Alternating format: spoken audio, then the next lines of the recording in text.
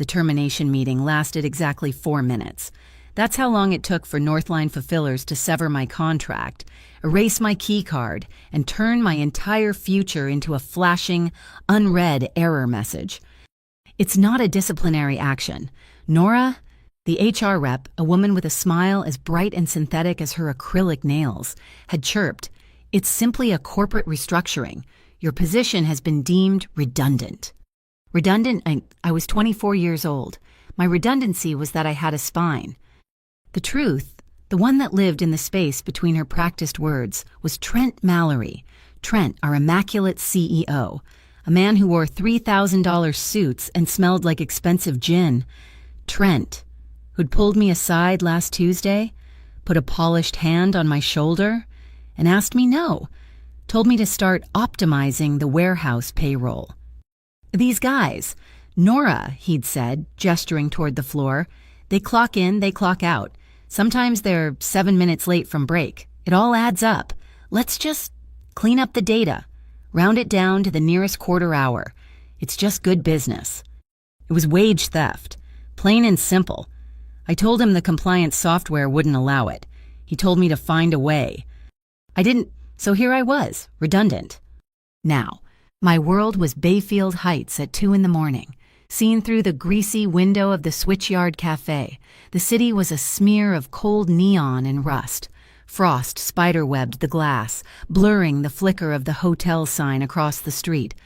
The cafe itself was jammed into a wedge of crumbling brick near the Crescent Terminal, and every 20 minutes, the rumble of a departing train vibrated through the floor, a constant reminder that everyone else was going somewhere.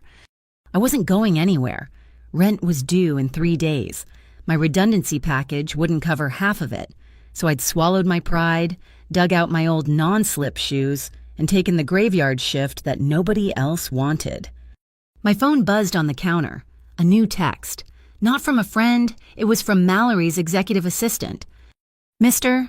Mallory trusts you will maintain professional discretion regarding your departure and all internal payroll processes. We wish you the best in your future endeavors." It wasn't a wish. It was a warning. Don't talk about the timesheets. I wiped the message away with the steam from the espresso machine, my hand tight on the portafilter. The bell above the door jingled, bringing in a slice of the freezing night air. I looked up, expecting another trucker or a terminal stray. Instead, I saw the suits. There were 2 of them, and they didn't belong here. They were bulky men squeezed into ill-fitting blazers, Harkline wrist control. I recognized the cheap silver eagle pin on their lapels from the security guys at Northline. They didn't order. They just took a booth in the corner, the one with the cracked vinyl, and stared. They ordered 2 black coffees and let them go cold. One of them raised his phone, pretending to check it, but the camera was pointed right at me. The flash was off, but I saw the tiny red gleam. My stomach twisted. They weren't just firing me, they were watching me. I turned my back, focusing on wiping down the gleaming metal of the espresso machine until my knuckles were white. The bell jingled again. This man was different. The cold seemed to cling to him, but he wore it comfortably, like the dark, expensive-looking wool coat that draped his shoulders. He was tall, with a stillness that felt alien in the jittery, caffeine-fueled environment of the switchyard. He moved without wasted motion, his eyes dark and calm, scanning the room once before landing on me. He didn't look at the menu board. He just approached the counter. "Black coffee," he said. His voice was low, smooth, but with a gravelly texture beneath it, like silk laid over stone. "Coming right up." I turned to grab a cup, grateful for the momentary distraction from the goons in the corner. When I turned back, he had placed a $20 bill on the counter, his left hand. I stopped. "Sir, you're bleeding." It wasn't a small cut. A jagged slice ran from his index knuckle down the back of his hand, deep and dark against his pale skin. Glass. Maybe. It looked fresh. He glanced at his hand as if just noticing it. "It's fine." "It's really not." I was already moving. I ducked under the counter and pulled out the gray plastic first aid kit. Stan, my manager, was legally required to keep... "Sit," I ordered. gesturing to the stool at the end of the bar. To my surprise, he did. I pulled on a pair of latex gloves, ripped open an antiseptic wipe, and got to work. The smell of alcohol and antiseptic cut through the aroma of stale coffee. "This is gonna sting," I said. He didn't even flinch as I cleaned the wound. "It already does." "You should probably get stitches for this," I murmured, concentrating. The cut was clean but deep. I saw a tiny glint, and with a pair of tweezers. I carefully pulled out a tiny shard of dark, curved glass. Looked like a car window. "Thank you," he said, his voice quiet. I don't know why I started talking. Maybe it was the exhaustion. Maybe it was the simmering rage at Mallory, at the goons in the corner, at the whole damn world. But the words just fell out. "It's always the ones in a hurry," I said, my voice tight as I wrapped gauze around his hand. "People just crash through the world, breaking things, and expect someone else to clean it up. They think because they have money, or a nice suit or a fast car, that the rules just bend around them. They think money is the law. They don't care who gets cut in the process." I taped the gauze down, maybe a little firmer than necessary. "There, keep it clean." He flexed his bandaged hand, his dark eyes fixed on my face. He hadn't looked away once. It was an unnerving, heavy gaze, like the bottom of a cold, deep lake. "You seem to know a lot about that." Before I could answer, a new voice slurred beside me. "Hey, Nora Bean, what you doing? Playing doctor." I sighed, my shoulders slumping. Gary, a regular from the terminal bar, perpetually drunk and overly familiar. He reeked of sour beer and desperation. He leaned heavily on the counter, getting far too close. "Give me a smile, sweetie. It's a rough night." He reached out, his grime-caked fingers grabbing my wrist. I tensed, ready to rip my arm away, ready for the inevitable ugly little scene. "Step back." The stranger didn't raise his voice. He didn't move. He just spoke. The words were quiet, but they cut through the cafe's fluorescent hum like a razor. It wasn't a request. It was a command. Gary froze. His bloodshot eyes swiveled to the man on the stool. He saw the expensive coat, the stillness, the unblinking stare. Whatever drunken courage he'd had, it evaporated. He let go of my wrist, his hand dropping as if burned. "Sorry, man," Gary mumbled, stumbling backward. "No offense." He practically ran to a booth on the far side of the room and buried his face in his hands. I stared at the stranger, rubbing my wrist. The entire cafe seemed to have gone silent. Even the Harkline goons were watching, their smirks gone. The stranger simply turned his gaze back to me, my coffee. I was saved from having to find my voice by the swinging door of the back office.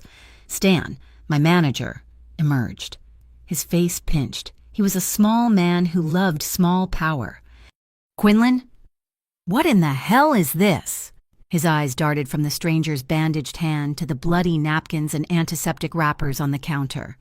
"Are you running a triage ward out here? We have health codes. You don't let customers bleed on the counter." "He was cut. Stan," I said, my voice shaking with a new kind of anger. "The glass was still in it." "I don't care if he was missing a limb. It's bad for business. It's disgusting. Clean this up. Now."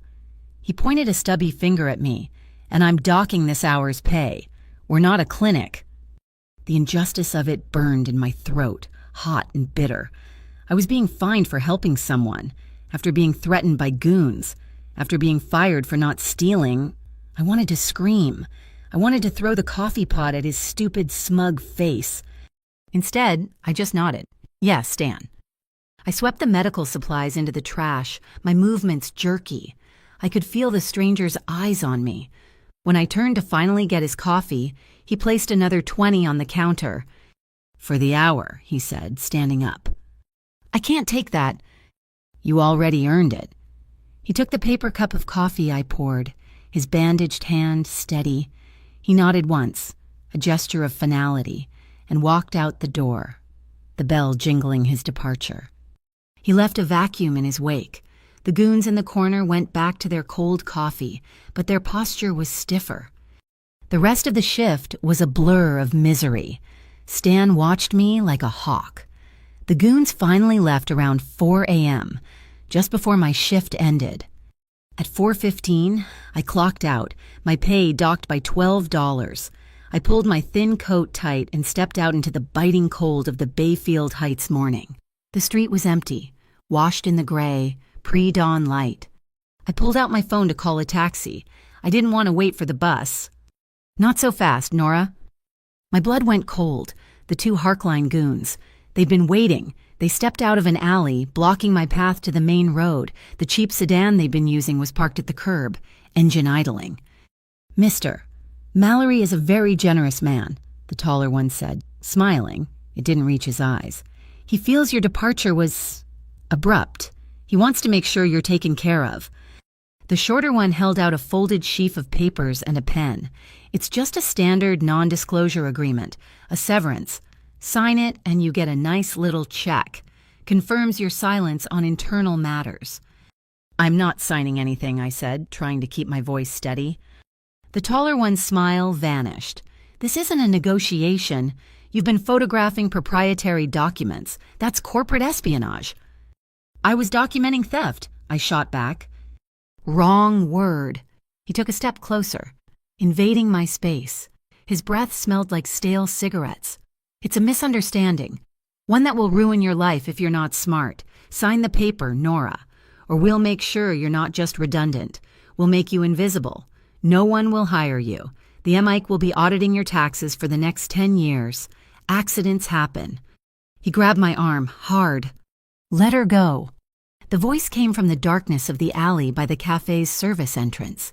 It was the man from the cafe, the stranger with the bandaged hand. The goons laughed. "Mind your own business, buddy. This is official Harkline risk control business." "I'm making it my business," the stranger said. He stepped out of the shadows. He looked different now. Without the cafe's fluorescent lights, he looked larger, and the stillness around him felt less like calm and more like control. "You've got 10 seconds to get lost," the tall goon sneered, puffing out his chest. The stranger didn't even look at him. He looked past him, toward the main street. And then I saw it. One by one, headlights flicked on, not a taxi, not a bus. 4 black sedans, sleek and silent, pulled up to the curb, forming a perfect, menacing line. They were immaculate. The kind of cars that ferry presidents or shadows. Their engines were so quiet I could only feel the low hum in my bones. The Harkline goons froze, their bravado shattered. The taller one's face went pale, a sickly white in the streetlight. He whispered a name that sounded like a prayer and a curse. "Mr. Vale, sir, we didn't know. We didn't know she was with you." "The stranger, mister." Vale finally looked at them. His winter-cold eyes seemed to absorb all the light on the street. "She's with me tonight," he said, the same quiet, absolute tone that had stopped Gary. "Of course. Yeah, sir, absolutely." The goon who held my arm released me, wiping his sweaty palms on his cheap blazer. "Just a misunderstanding, a corporate matter. We're leaving. We're gone." They didn't walk. They scrambled back to their sedan, fell inside, and sped off, running a red light as they disappeared. Silence descended, a heavy, absolute silence. It was just me and this Cassian Vale, bathed in the high beams of his 4 silent cars. I was shaking, the adrenaline and the cold warring for control of my limbs. I should have been terrified. I just traded 2 thugs for what was clearly a high-level criminal, a boss, an organization. He turned to me. The harshness in his eyes softened, just a fraction, as he took in my trembling. "My apologies for their behavior," he said, as if they were rude waiters, not men who had just threatened to ruin my life. Who are you?" My voice was barely a whisper. "My name is Cassian Vale." He gestured, not to me, but to the lead car. The rear door opened soundlessly. "They won't bother you again. Let me take you home." I looked at the open car door, an entrance to a world I knew nothing about. I looked at the empty street where the Harkline goons had been. I was caught between two kinds of danger. But as I looked at Cassian Vale, at his bandaged hand, my own handiwork, and his steady, unblinking eyes, I felt something I hadn't felt all day. It was a strange, cold, impossible feeling. It was safety. I didn't know what I was doing. I didn't know what world I had just tripped into. I only knew I was tired of being pushed. I took a breath, the frosty air burning my lungs, and I walked past him. I got in the car. The car was silent. Not just quiet, but a deep, insulated absence of sound. The only noise was the smooth click of the turn signal and the hiss of the tires on the damp pavement, miles away from the rumble of the terminal. The leather seats were cool and smelled faintly of the same cold air and wool as the man driving. I stared at my reflection in the passenger window. My face was pale, my hair a mess from the cafe's humidity, my eyes wide and dark. I looked like a refugee, which, I supposed, I was. "I live on 8th and Byrne," I said, my voice sounding too loud in the quiet. "It's just a few blocks from here." Cassian Vale didn't look at me. He kept his eyes on the road, his bandaged left hand resting lightly on the steering wheel. "I know where you live, Nora." The way he said it sent a chill through me that had nothing to do with the early morning. Of course he knew.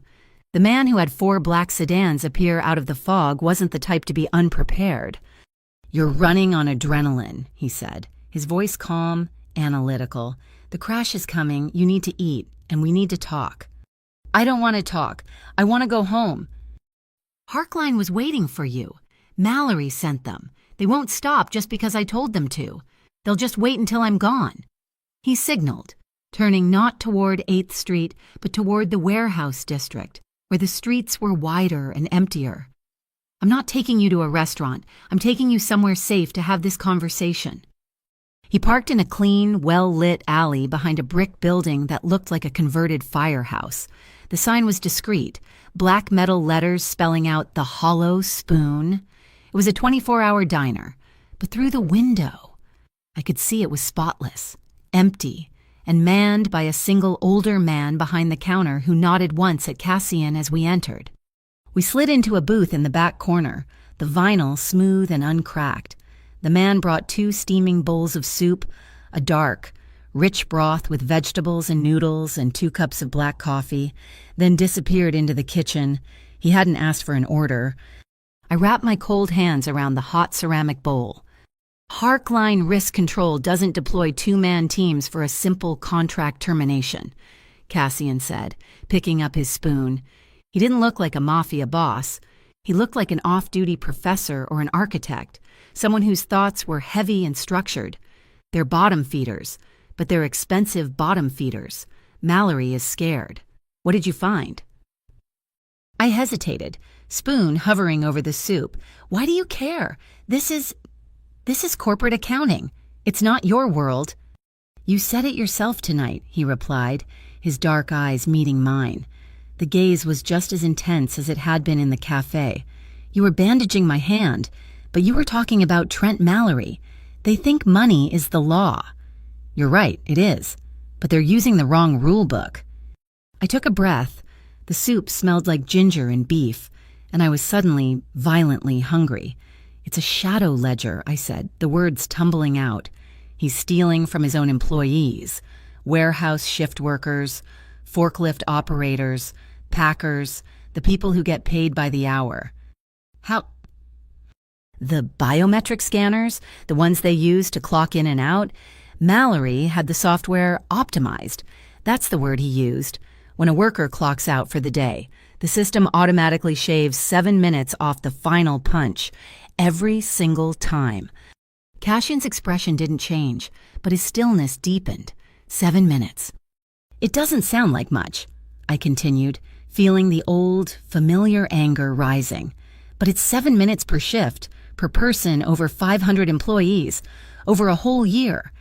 It's millions, millions of dollars in unpaid wages. He has the stolen time, the fractional hours, rerouted through a shell company, Blue Rafter LLC. From there, God knows where it goes. I found it because he wanted me to make the numbers match for the quarterly reports, to hide the discrepancy between Blue Rafters payouts and Northline's labor budget. He wanted me to make the theft look like an efficiency. I stopped, realizing my voice had risen. I was gripping my spoon so tightly my knuckles were white. Cashin slowly stirred his coffee. He looked at his bandaged hand, then back at me. "My rules are simpler," he said, his voice quiet but carrying the same weight as it had on the street. "You don't steal from the people who work. You don't steal their time. You don't steal their sweat. What Mallory is doing, that's not business, it's parasitic." He took a sip of his coffee. "A man who eats sweat will eventually swallow thorns." He pushed a small linen napkin across the table.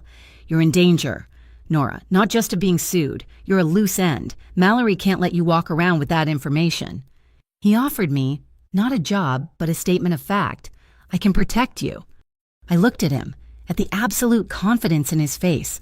I'd just escaped one monster, a polished CEO who stole from his workers. This man, Cassian Vale, was something else entirely, something older, darker. I didn't know his rules, only that he had them, and they seemed to be enforced by shadow sedans and absolute silence.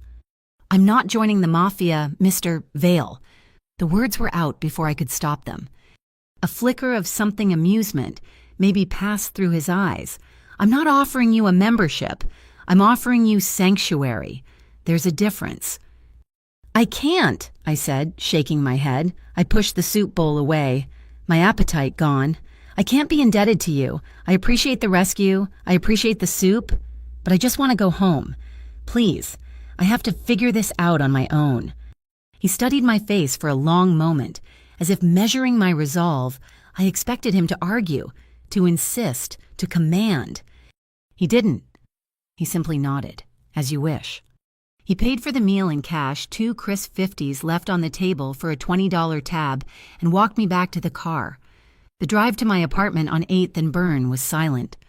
He pulled up to the curb, the building's broken security door and flickering entryway light looking even more pathetic in contrast to his immaculate car. "He won't stop, Nora." "I'll be gone by morning," I lied. He reached into his wool coat and pulled out something, a business card. But it wasn't. It was a piece of heavy, slate-gray cardstock. In the center, embossed in silver, was a stylized hawk, its wings folded as if in a dive. Below it was a single, 10-digit phone number. No name. "For when home isn't safe," he said, pressing it into my hand. I took it. "Thank you." I got out, and his car didn't wait. It just pulled away, disappearing around the corner as silently as it had arrived, leaving me alone on the curb as the sky began to bruise with the first hints of dawn.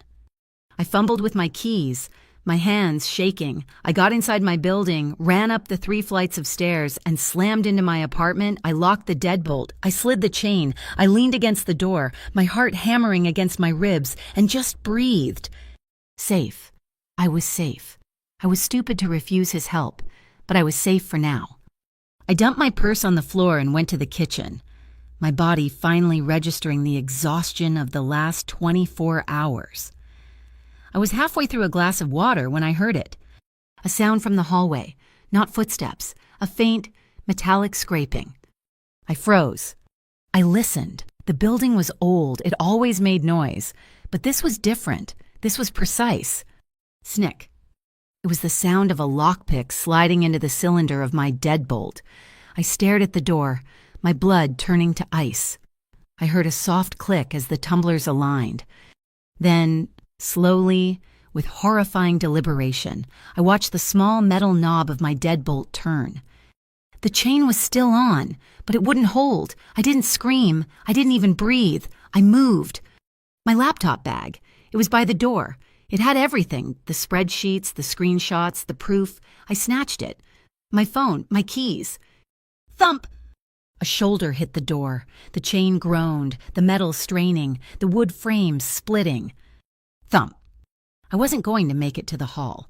I ran to the living room, to the window that faced the alley. I yanked it open, the old wood frame screaming in protest.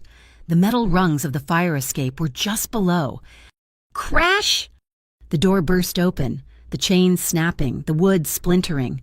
2 men, not the Harkline goons from the cafe. These men were different, dressed in dark utility clothes, their faces set. "Hey, stop her!" I didn't look back. I threw my bag onto the landing below and scrambled out the window, my socked feet hitting the freezing, wet metal of the fire escape. I didn't bother with the ladder. I half jumped, half slid down the rungs, my hands burning from the friction. I hit the alley pavement, snatched my bag, and ran. The alley was dark, smelling of dumpsters and rain. I could hear them, their heavy boots clanging on the metal steps above me. "She's in the alley. Get the car." I burst onto the street, sprinting. The sky was a lighter gray now. A car, a dark, nondescript sedan was parked halfway down the block. Its lights were off. As I ran, its engine roared to life, and the headlights flashed on, pinning me. It peeled out, tires screaming, aiming to cut me off at the corner. I ducked into another alley, a narrow space between a laundromat and a bodega. My lungs were on fire. I hit a dead end, a brick wall. I turned. The sedan skidded to a stop, blocking the alley's entrance, its high beams blinding me. The doors opened, behind me. I heard the pounding footsteps of the men from my apartment. I was trapped. My hand flew to my coat pocket, the card, the silver hawk. My fingers were shaking so violently I almost dropped the phone. I dialed the number. It rang once. "Vale?" His voice was instant, awake and clear. "They're in my apartment," I gasped, pressing myself against the cold, wet brick. "They're here. An alley. 8th and, I don't know, I'm trapped." The men from the car were advancing, shadows against the glare of their own headlights. "Stay still," Cassian said, and the line went dead. "Nowhere to run, little accountant," one of the men said. He took 2 steps into the alley, and then he stopped. He looked up, past me, toward the dead end. I heard it too, a sound so low it was almost a vibration, the deep, silent hum of an electric motor. A set of headlights clicked on, behind me, at the dead end of the alley. One of Cassian's black sedans was there. It hadn't driven in. It had emerged from a roll-up steel gate I hadn't even seen. A private garage entrance. It glided forward, its high beams catching the 2 men from my apartment, trapping them between the 2 sets of lights. The Harkline sedan at the alley entrance tried to reverse. A second Vale car appearing from the main street blocked its exit, tapping its rear bumper with a heavy, definitive thud. A piece of plastic, a poorly attached fake license plate clattered to the asphalt. The door of the car behind me opened. Cassian Vale stepped out. He wasn't wearing his wool coat now.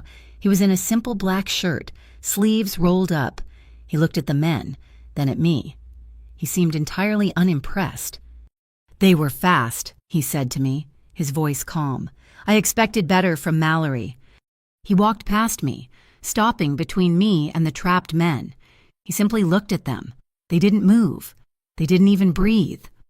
He turned back to me, ignoring them completely, and opened the passenger door. "From now on," he said, not a request, "you stay at Shoreline 6. This time I got in. Shoreline 6 wasn't a house. It was a sub-penthouse in an anonymous glass tower overlooking Harbor Point. The elevator opened directly into the apartment, a sprawling space of cool grays, dark wood, and floor-to-ceiling windows. The view was staggering, the entire port lit up like a circuit board. 3 people were waiting. A woman with short, dark hair and the sharp, watchful eyes of a bird of prey stepped forward first. "Nix called her," she said. She did a quick, professional check of my arms, my face, my pupils. "She's clear, just panicked." An older man in a cashmere sweater, holding a tablet, was next. "Doctor, Rowan Keats, sit down. Miss Quinlan, you're in shock." He handed me a glass of water. "Drink all of it." The third person, a young woman who looked barely 20, was already at a massive bank of computer monitors. She had Cassian's dark hair and intense eyes. "Mara Vale," she said, not turning around. "They put a tracker in your purse lining, the cheap GSM kind. It's dead now. I'm scrubbing your digital trail, but you're burning that phone. Cassian walked to the window, looking down at the city. Nix, get her settled. Mara, find out where Blue Rafter terminates. Doctor, Keats, make sure she's okay. Nix nodded and led me to a hallway. This room is yours. It's clean. She handed me a thick, soft, gray wool coat, much warmer than my own. Get some sleep. You're safe here. I stopped at the door. Nix, what is this? What is he? Nix gave me a small, tired smile. Cassian is the ecosystem. He doesn't like parasites. She gestured to the sprawling view of the harbor. In this world, Nora, you don't choose sides. Sides change. You just choose the person you're willing to stand next to. She left me alone. I walked to the window in my new room. The view was the same. The lights of Harbor Point glittered below. I was safe. I was also a prisoner in a gilded cage, miles above the street. My new phone, a sleek, anonymous black burner Mara had handed me, vibrated on the nightstand. A new message from Cassian. Tomorrow we have coffee, in the light. I looked out the window. The sun was just beginning to break over the water, painting the sky in shades of bruised purple and cold, hard orange. Tomorrow was already here. The coffee wasn't at a cafe. It was at a small, round table in the corner of the safe house's sprawling living room as the morning sun finally broke through the clouds, casting long, sharp shadows across the polished concrete floor. Mara had a fresh pot brewed, dark and strong enough to strip paint, Doctor. Keats had left a tray with toast and fruit. There was an illusion of domesticity, a thin, fragile veneer over the reality of our situation. Cassian sat across from me, his bandaged hand resting on the table. He wore the same simple black shirt from the night before, in the clean morning light. I could see the fatigue around his eyes, but his gaze was as steady as ever. Your laptop, he said, getting straight to the point. Mara says the men who broke into your apartment didn't take it. It was in my bag, I replied, my voice hoarse. I took it with me. Is it clean? It's never been connected to the Northline network. I used my own personal device for the sensitive files, air-gapped. It was a precaution I'd taken weeks ago, a gut feeling that something was wrong. He nodded, a small, approving gesture. Mara spun around in her ergonomic chair, pushing a secure, military-grade laptop across the table to me. No Wi-Fi, no Bluetooth. It's a closed system. Plug in your drive and show me what you have. For the next 10 hours, the world shrank to the glowing screen of that laptop, the city outside, the harbor, the danger it all faded into a peripheral hum. My old life was gone, but the data remained. It was the one thing that was still truly mine. I walked Mara through my digital breadcrumbs, the raw payroll data I had downloaded, cross-referenced with the manipulated reports Mallory had asked me to create, the subcontractor invoices for Blue Rafter LLC, always paid on the last day of the fiscal quarter, the screenshots I had taken on my phone of the back-end software, showing the rounding algorithm in the code. It was a meticulous, damning chain of digital evidence. He's sloppy, Mara muttered, her fingers flying across her own keyboard, a cascade of green text on a black screen. He's using a standard SFTP client to transfer the aggregated data to Blue Rafter's server. No encryption beyond the basic login. They misconfigured the user permissions. I'm not hacking. I'm just walking in through the side door they left open. A progress bar appeared on her screen. A few minutes later, a file popped into existence on my desktop ledger _47.csv. My breath caught. It was everything. Every shaved minute, every stolen dollar, time-stamped and coded. I opened the file in a spreadsheet program, and my world snapped into sharp, unforgiving focus. Rows and rows of numbers, a silent testament to thousands of tiny thefts. I pulled up my own records, the copies of warehouse shift receipts I'd saved. Cross-reference this column, I said, pointing. These are the employee ID numbers. Now, match them with the disbursement codes from this schedule here. We worked in silence, a shared language of data points and financial logic. It was like putting together a 1,000-piece puzzle where every piece was a small, personal betrayal. I saw the name of the single mother who worked the night shift to pay for her son's asthma medication. I saw the name of the college kid saving up for tuition. 7 minutes here, 7 minutes there. It was a death by 1,000 cuts. "There," Mara said suddenly, her voice sharp. She highlighted a new set of transactions at the bottom of the ledger. "The Blue Rafter account doesn't just sit on the money. It makes regular, high-value transfers to another entity." I leaned in. "An anonymous trust, the Cedar Bridge Fund." "Can you follow it?" I asked. "Give me a minute," more furious typing. Then she froze. She leaned back in her chair, a slow, grim smile spreading across her face. "Oh, you son of a bitch!" She pulled up a new window. It was a public record of corporate filings, Mallory Holdings, Trent Mallory's parent company. The Cedar Bridge Fund was making quarterly payments back to Mallory Holdings. "Look at the memo line," I whispered, my finger tracing the text on the screen. "For strategic consulting services." It was a perfect, closed loop of fraud. He was stealing from his employees, washing the money through a shell company and an anonymous fund, and then paying himself with it under the guise of a legitimate business expense. He was using their stolen wages to fund his own lavish lifestyle. A cold, hard knot formed in my stomach. It wasn't just about me anymore. The thought of my sister, June, flashed through my mind. She was in her first year at the conservatory on a full music scholarship. She was brilliant and innocent and completely removed from this world. I picked up the burner phone. "Don't use that name," Mara warned, not looking up. "Just in case." I dialed. June picked up on the second ring, her voice bright and full of life. "Hello?" "Hey, it's me," I said, my voice carefully neutral. "Listen, this is a weird question, but for the next few weeks, I need you to not answer any calls from numbers you don't recognize. Okay, not even from a local area code. Just let it go to voicemail. It's important." "Nora, is everything okay? You sound strange." "Well, everything's fine." I lied.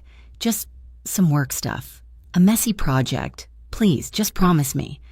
"Okay," she said, confused but trusting. "I promise. Love you." "Love you too." I hung up, my hand shaking slightly. The first person I'd ever protected was myself. The second would be my sister. Later that evening, Cashin found me by the window, staring down at the lights of the container port. He stood beside me, not speaking for a long time. The silence wasn't empty, it was patient. "The Vale Syndicate has rules," he said finally, his voice a low rumble that didn't disturb the quiet. "Unwritten, but they are absolute. We don't touch working people. We don't deal in human trafficking. And we don't burn the city we live in." I looked at him, skepticism etched on my face. "You're a criminal." "I am," he agreed, without a trace of apology. "But there's a difference between a predator and a parasite. A predator takes what it needs to survive. A parasite slowly kills its host for a profit. Mallory is a parasite. He's poisoning the ecosystem." I wanted to dismiss it as self-serving justification, but the way he said it, the simple, factual finality of it, gave me pause. He was drawing a line in the sand, and for the first time since this nightmare began, I felt like I could breathe. He wasn't a good man, but he lived by a code. Trent Mallory had no code but greed. The next morning, the war went public. Mara flagged an article in the Bayfield Business Chronicle. Northline Fulfillers announced today that they are pursuing legal action against a former contract accountant, Nora Quinlan, for alleged corporate espionage and data theft. At the same time, a registered letter arrived at the Safe House's anonymous P.O. box, forwarded by one of Cassian's people. It was from Harkline's legal team, a cease and desist letter threatening a multi-million-dollar lawsuit. Then came the call, a blocked number on my burner phone. Nix answered it, putting it on speaker. "Is this Nora Quinlan? This is Investigator Davies from the Metropolitan Integrity Commission. We've received a report of financial irregularities at Northline Fulfillers, and your name has come up. We'd like you to come in and provide a statement to assist with our inquiry." The MIC, the city's top white-collar crime unit. For a dizzying second, I felt a surge of relief. The good guys were here. Cashin walked over and ended the call. "No," he said flatly. Why they can help? The MIC is a political body, Nora, and Commissioner Thorne plays golf with Trent Mallory every Thursday at the Glass Wharf Country Club. He looked at me, his eyes dark with a pragmatism that chilled me.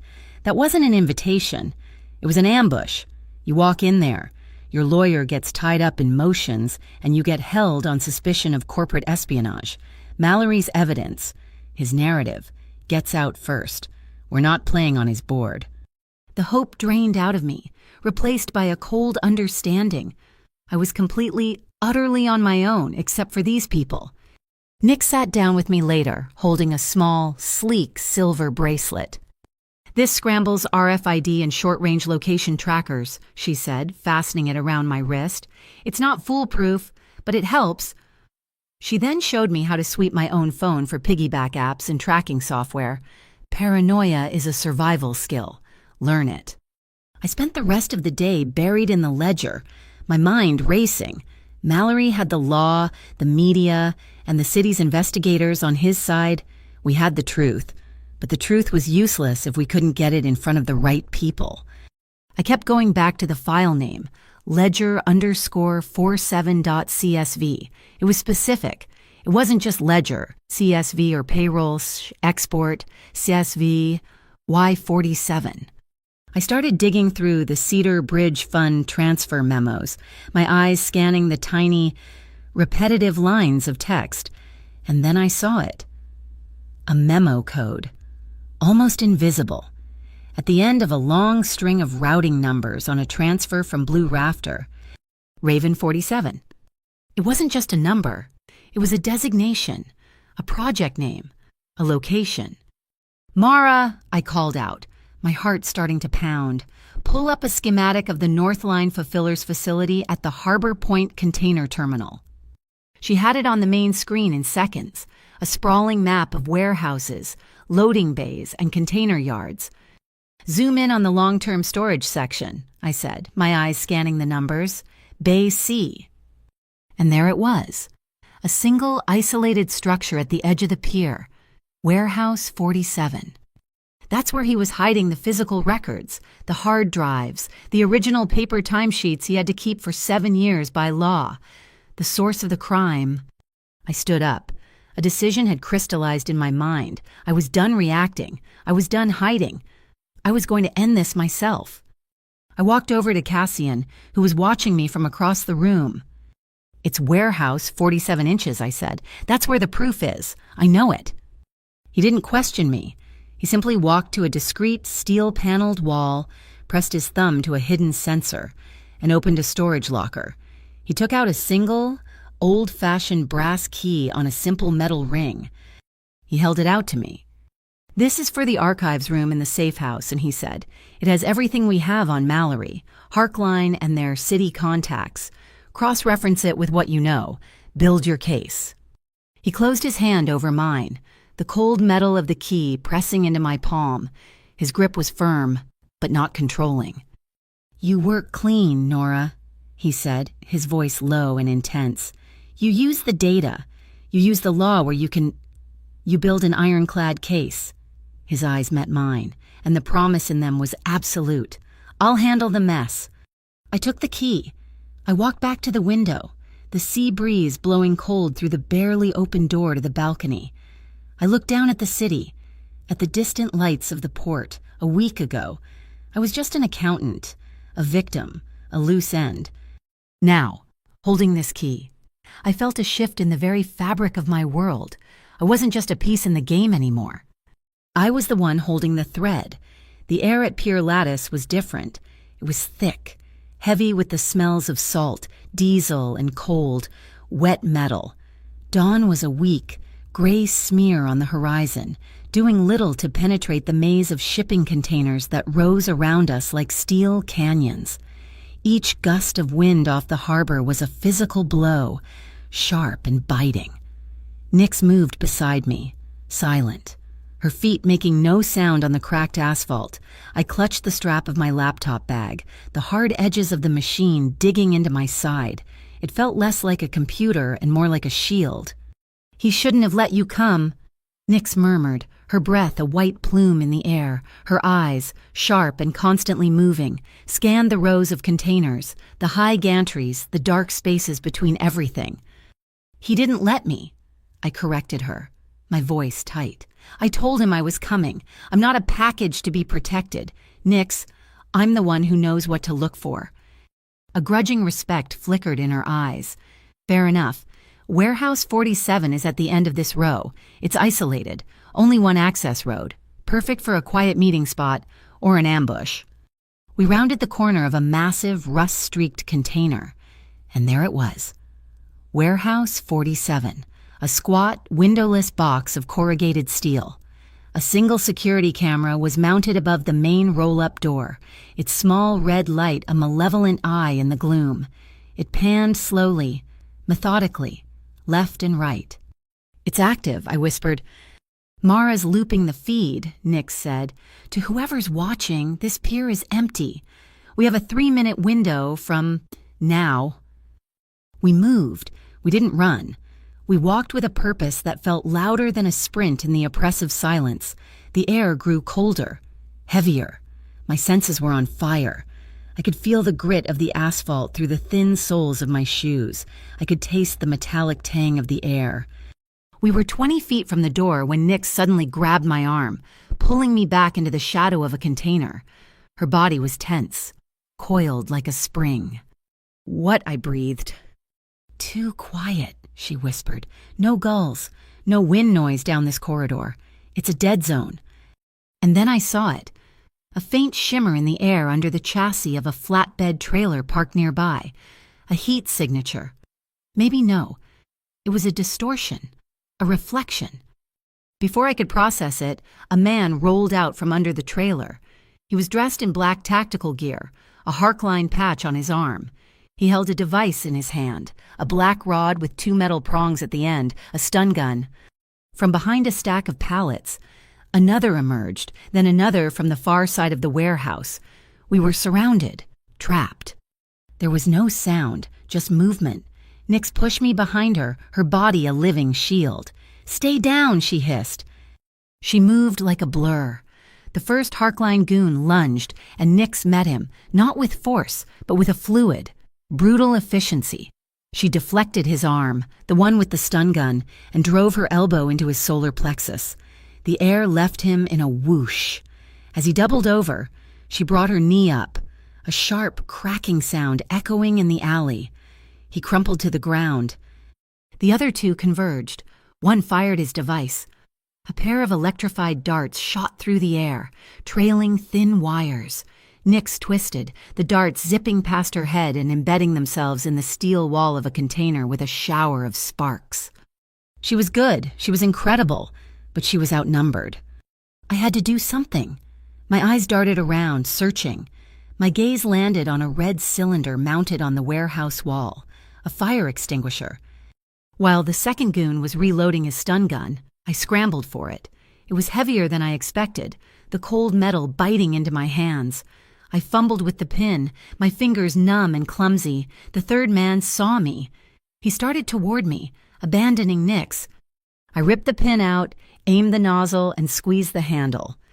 A thick, white cloud of CO2 powder erupted from the extinguisher, a roaring hiss that shattered the silence. I swept it back and forth, creating an instant blinding blizzard. The man charging me coughed, stumbling back, his eyes shielded. The diversion gave Nix the opening she needed. She slammed the second man's head into the side of a container, a sickening thud, and he slid to the ground. Through the thinning white cloud, I saw headlights, not from the main road. They were coming from a service gate at the far end of the pier. A heavy-duty truck, its grille a chrome snarl, roared toward the warehouse. The logo on its side wasn't Northline. It was a snarling silver wolf's head, Argent Kings. "They're not just security," I yelled to Nix over the ringing in my ears. "Mallory hired a moving crew." The truck screeched to a halt in front of the warehouse. The roll-up door grinded open, revealing a team of men inside, loading file boxes and hard drive towers into the back of the truck. They weren't just guarding the evidence, they were moving it, erasing it. We were too late. The Harkline goons, recovering from the powder, started firing their stun guns wildly. Nix and I ducked behind a stack of steel barrels as sparks flew around us. Then came a new sound, a deep, throaty roar that was nothing like the truck's diesel engine. It was the sound of pure, controlled power. A car, a vintage coupe, long and low, painted a shade of black so deep it seemed to drink the light. It shot through the main pier gate, its headlights cutting through the pre-dawn mist like surgical scalpels. It wasn't one of the anonymous sedans. This was a statement. This was Cassian's Black Mistral. He didn't slow down. He accelerated, driving straight at the Argent King's truck. At the last possible second, he wrenched the wheel. The coupe slid sideways, a perfectly executed drift, coming to a stop broadside, completely blocking the truck's only exit. The smell of burning rubber filled the air. The driver's door opened. Cassian stepped out. He moved with that same unnerving calm, as if he were stepping out for a morning coffee. The Argent Kings were professionals. They recovered quickly. The driver gunned the truck's engine, ramming Cassian's coupe. The impact was a brutal shriek of tortured metal, but the smaller car, heavy and solid, held its ground, shoved back only a few feet. "Get in!" Nix yelled, pulling me toward a black sedan that had materialized behind us, one of the escort cars that had followed Cassian. We piled in, me in the back, Nix in the passenger seat. "Go!" she barked at the driver. "Mara, are you tracking?" "Always." Mara's voice crackled over the car's comm system. "I've got the truck's plate." The truck reversed, its tires screaming, and found another path, plowing through a chain-link fence and roaring onto the main access road leading out of the port. Our sedan shot after it. "He's heading for the Kingsbridge Viaduct," the driver said, his hand steady on the wheel. "Don't lose him," Nix ordered.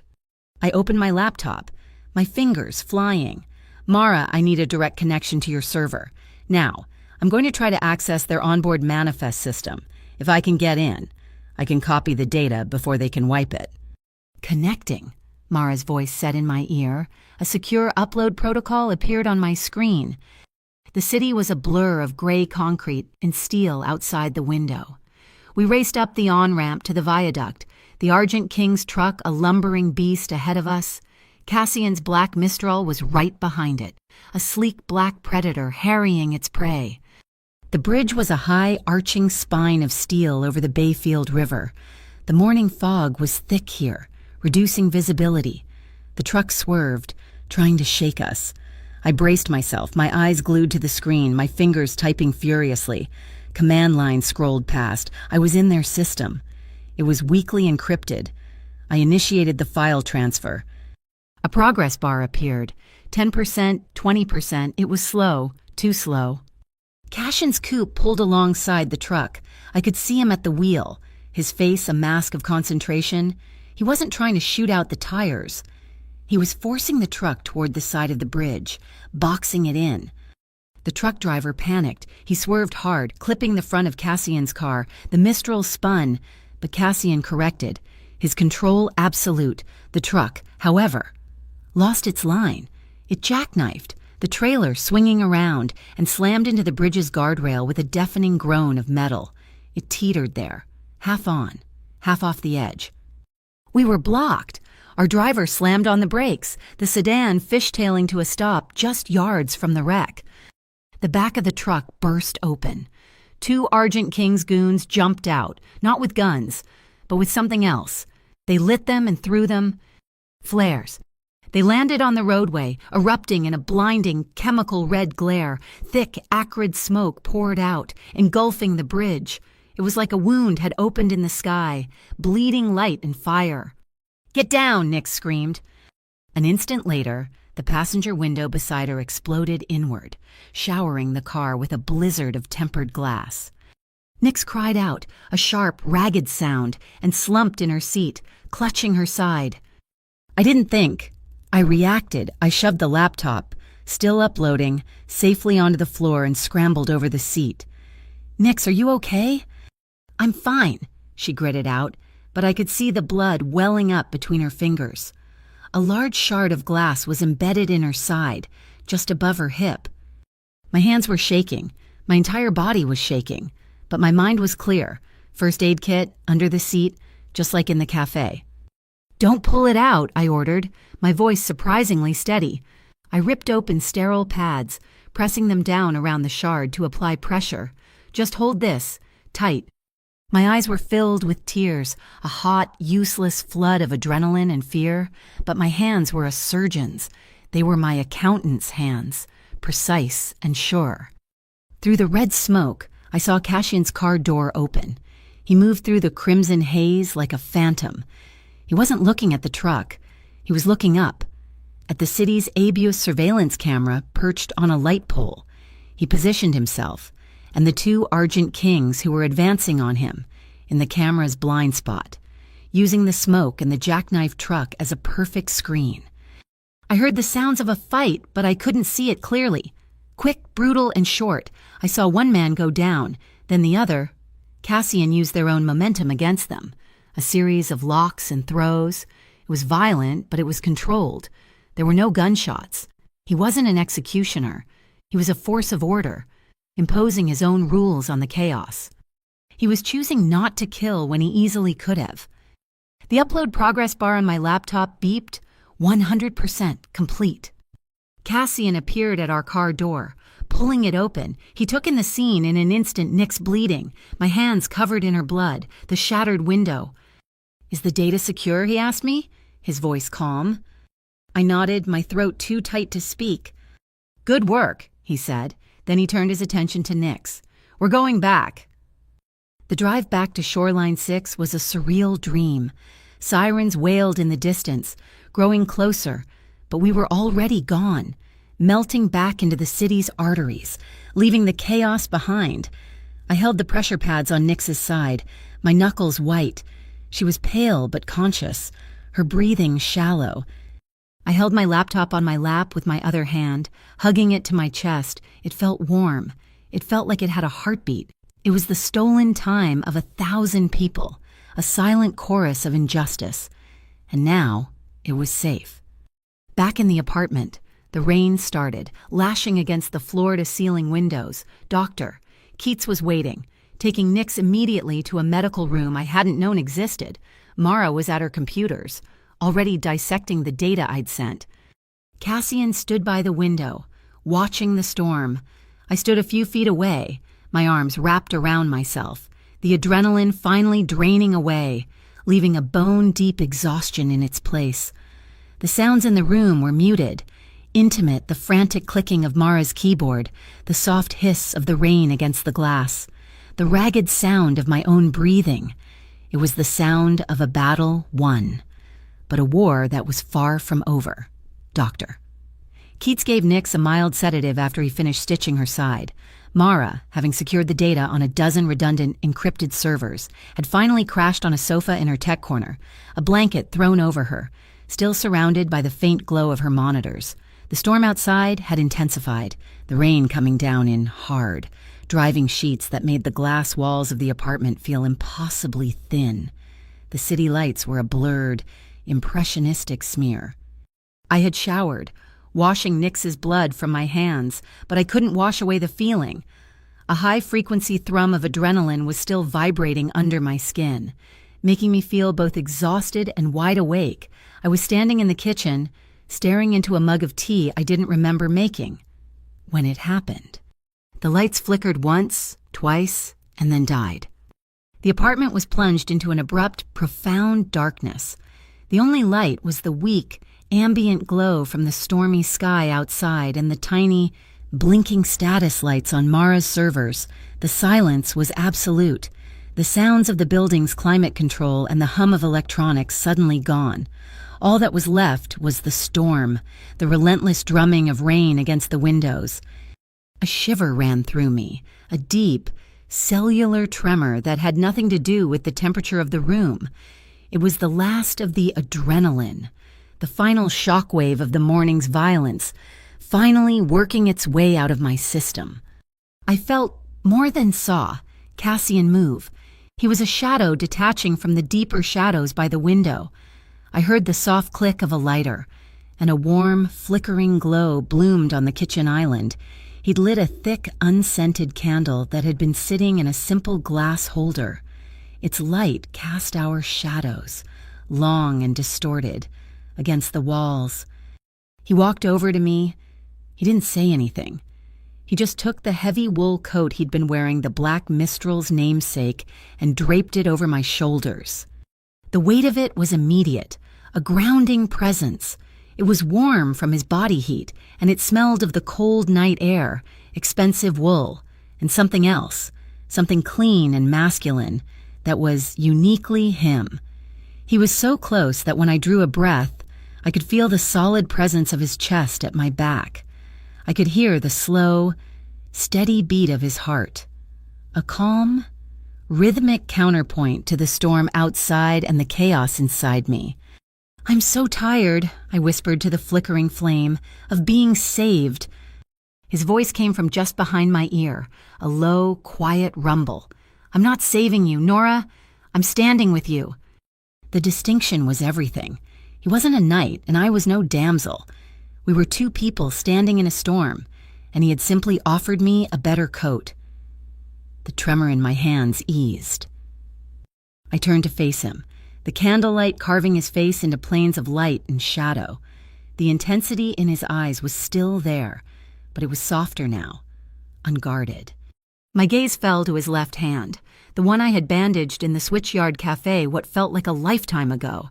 The gauze was still clean, an impulse, a need to connect, to anchor myself to the moment our worlds first collided, rose up in me.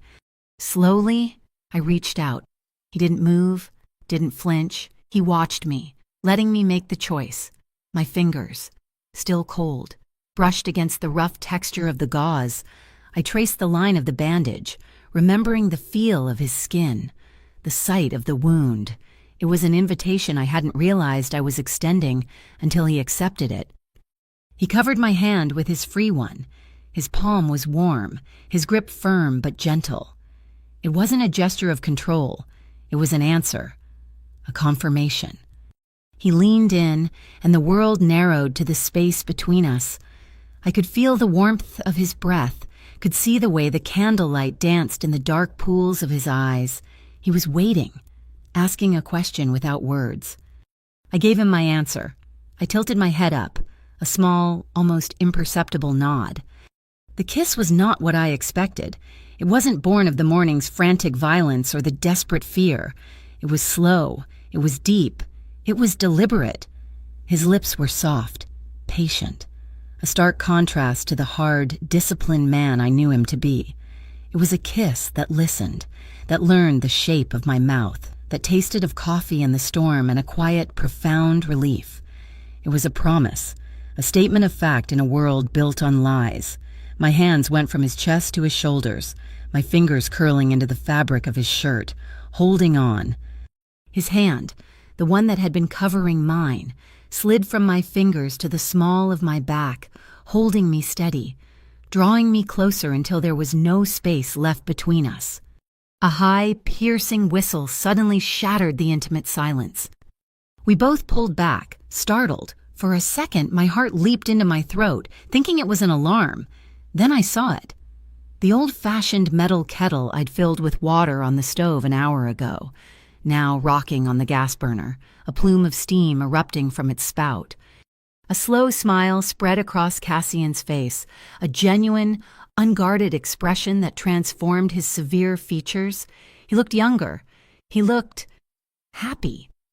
A laugh escaped me, a breathless, surprised sound, the absurdity of it. The sheer domesticity of a whistling kettle in the middle of a Mafia safe house during a blackout was perfect. He kept his arm around my back as he reached over and turned off the gas flame. The whistle died, leaving us in the quiet again. The steam from the kettle fogged the corner of the kitchen window, blurring the already indistinct city lights into a soft watercolor painting. The The warmth from his body seeped through my clothes, a comforting heat that pushed back the last of the lingering chill. He looked down at me, his eyes asking another question. This one was different, softer. I answered by lacing my fingers through his. I led him away from the kitchen, away from the flickering candle, toward the large sofa that faced the wall of windows. We sat, and I curled into his side, my head finding the natural hollow of his shoulder. He adjusted his arm around me, pulling me securely against him until my ear was pressed to his chest again, listening to that slow, steady heartbeat. He didn't speak, didn't need to. I could feel the rhythm of his breathing, slow and deep, and soon my own breathing began to match his. We just sat there, two people on a sofa in the dark, watching the rain lash against the glass, the city a distant, glittering abstraction.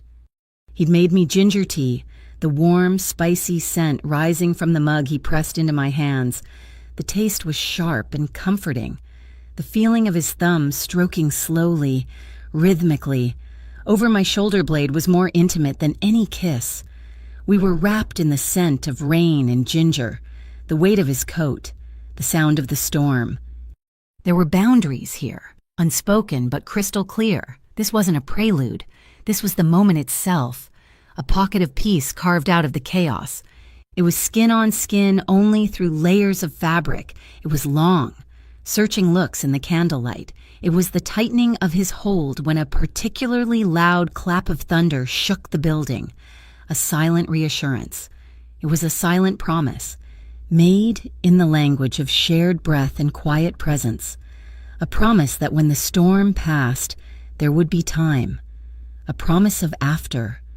Tucked into the safety of his arms, the exhaustion I'd been holding at bay finally washed over me. My eyelids grew heavy. The adrenaline was gone, replaced by a profound sense of peace.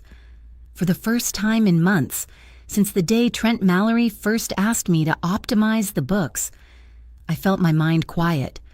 There were no nightmares waiting for me, no spreadsheets of stolen time scrolling behind my eyes, just the steady rhythm of his heart, a human metronome lulling me into the first real sleep I'd had in an age. I was drifting, caught in that warm, edgeless space between wakefulness and dreams, when I heard his voice, a whisper so quiet it might have been part of the rain.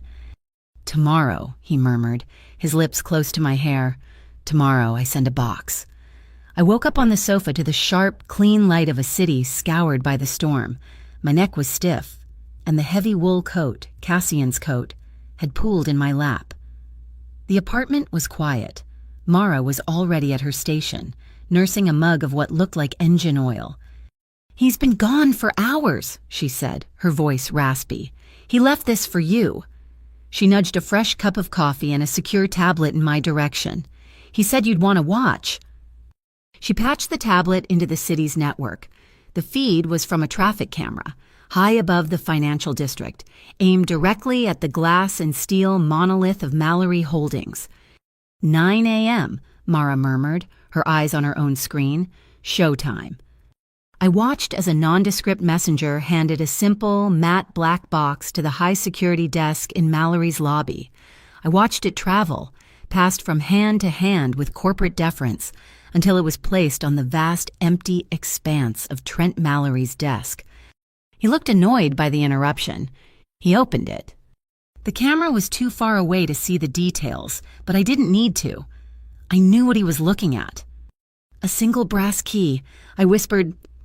"On a paper tag," Mara added, reading from a different feed. "It says Locker 47, and there's a note." I watched Mallory read the note. His reaction was everything. The mask of polished, executive charm didn't just crack, it vaporized. He leaped from his chair, a raw, animal panic in his movements. He swept his phone off the desk, his hands shaking. "Locker 47 inches," I said, connecting the dots. "Not the warehouse." "A gym locker," Cashin's voice said from the doorway. He walked in, holding a fresh mug of coffee, moving with the preternatural quiet I was coming to expect. "At the Bayfield Athletic Club, where he and Commissioner Thorne of the MIC play squash.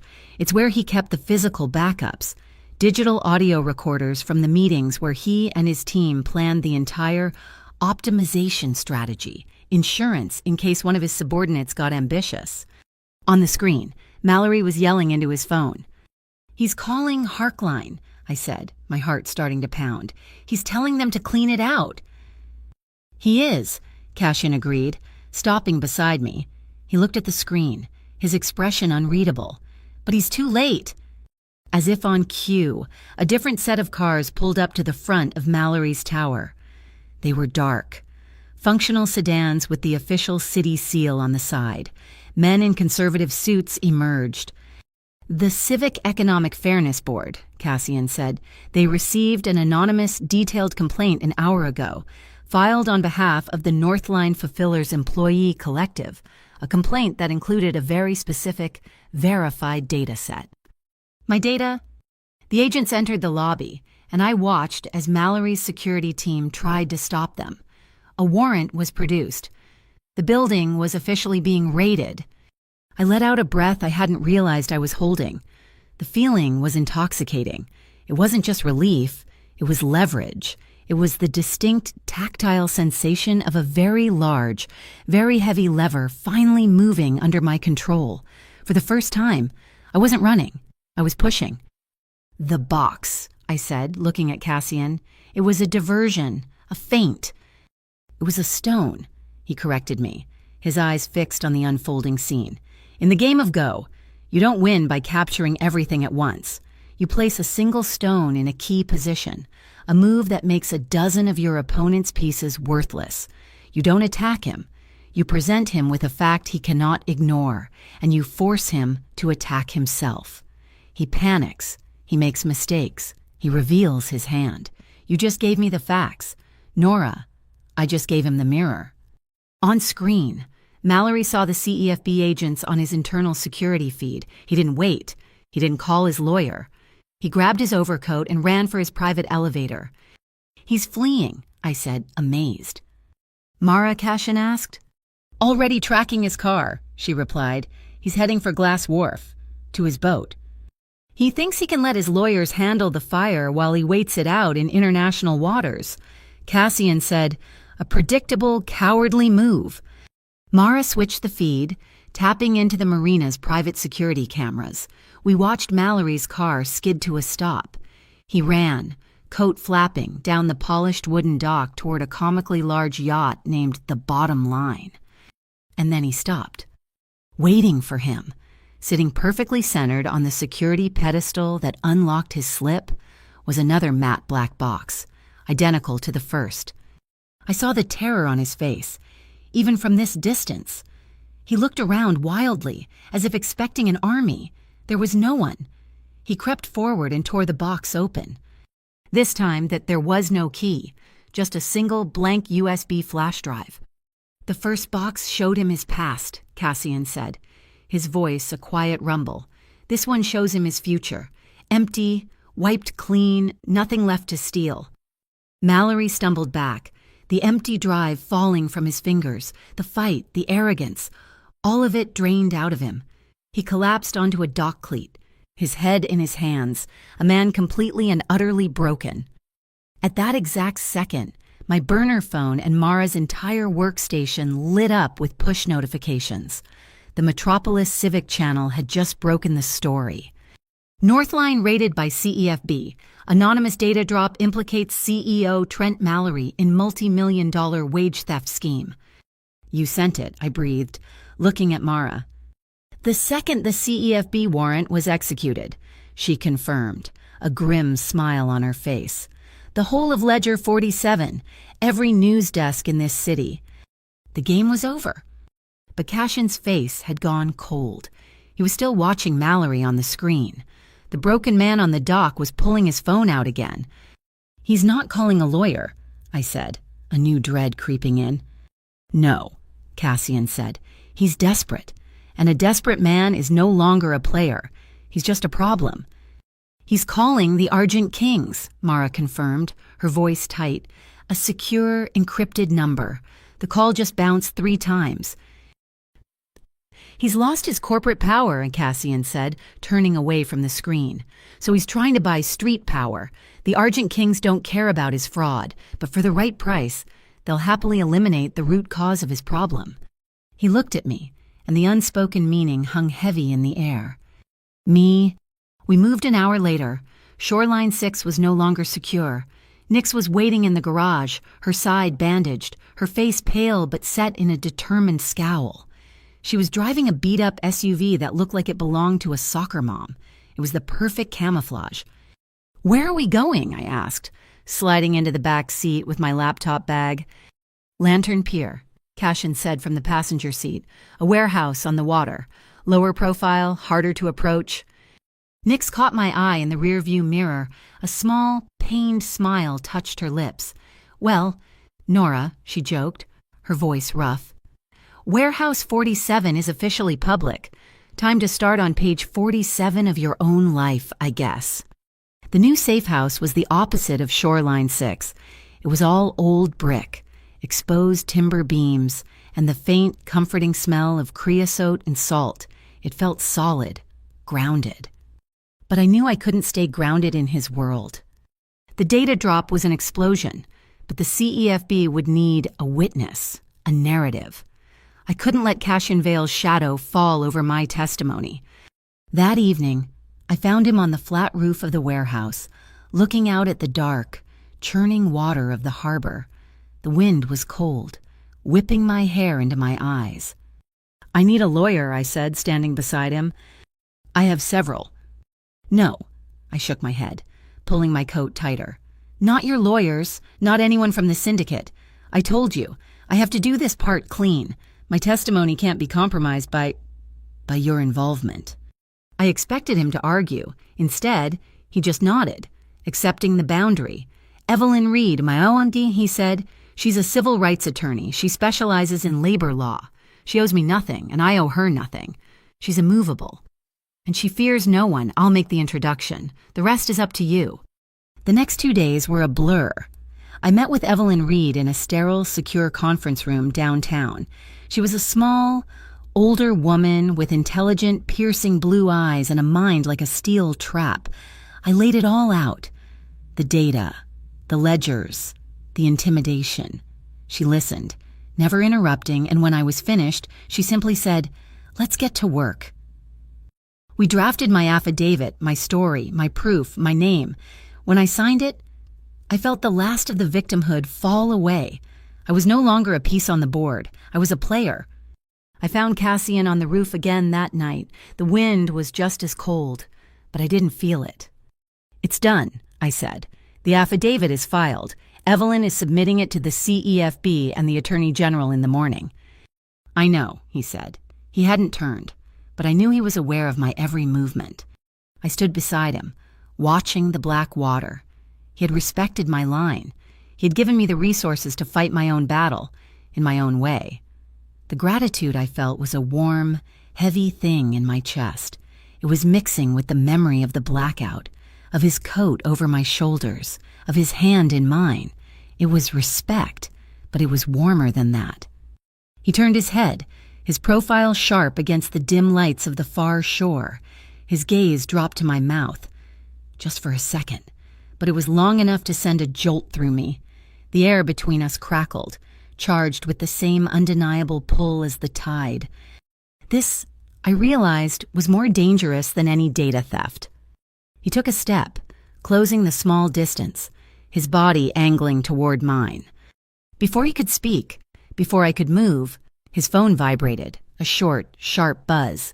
Not a call, a text. He pulled it out, his eyes scanning the screen. His face, which had been softening, turned to cold, hard granite. "What is it?" I asked, the fragile moment shattering. "It's an alert from the pier's security system," he said, his voice flat and lethal. "Someone just cut the power to the service elevator." A split second later, Nix's voice burst from the comms device on his belt.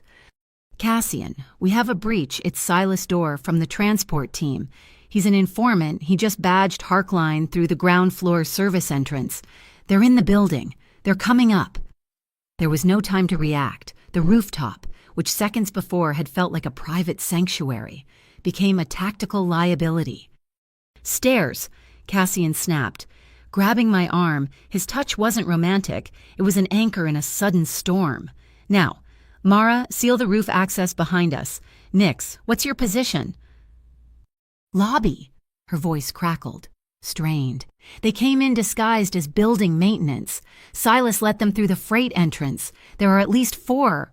They're heading for the elevator core."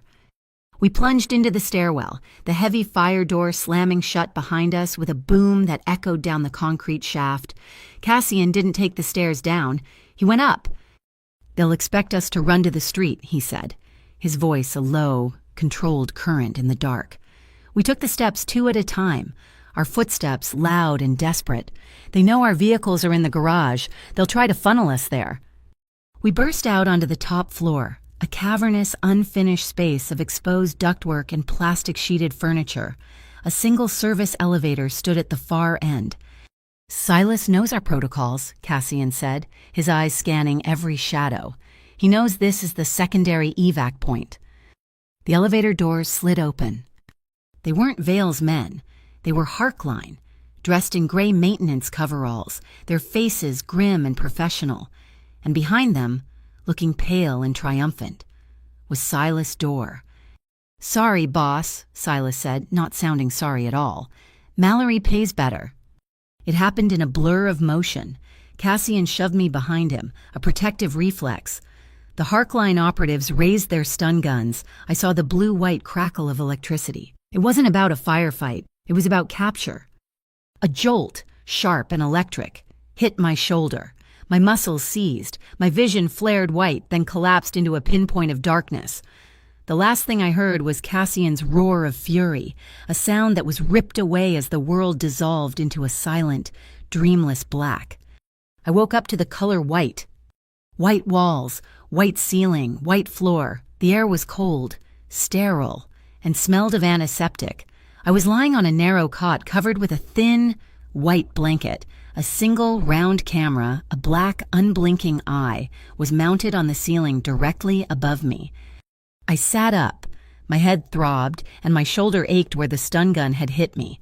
I wasn't tied up. My shoes were gone. I was in a room with no windows and one locked, featureless white door. A flat screen on the wall flickered to life. Trent Mallory's face filled the screen. He was on his yacht, the sun glinting off the water behind him. He was smiling. "Nora, Nora, Nora," he said, his voice oozing a smug, paternal disappointment. "Did you really think you could win?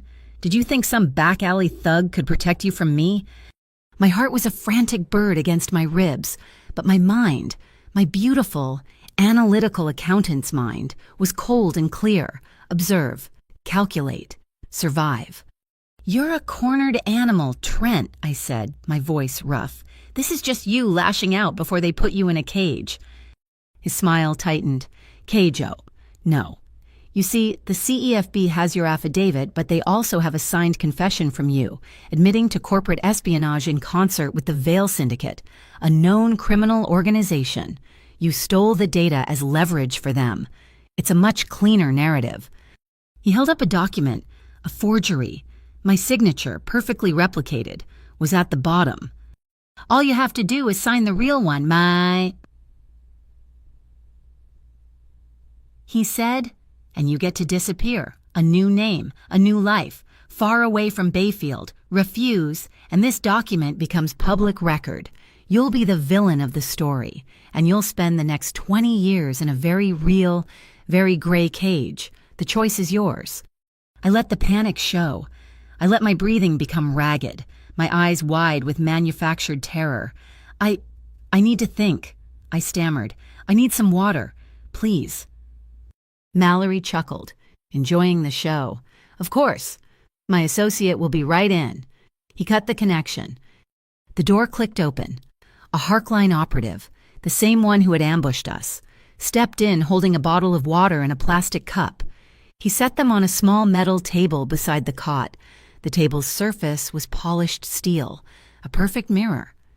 I kept my eyes on the operative, my body language a study in fear and submission, but in the reflection on the table, I wasn't looking at him.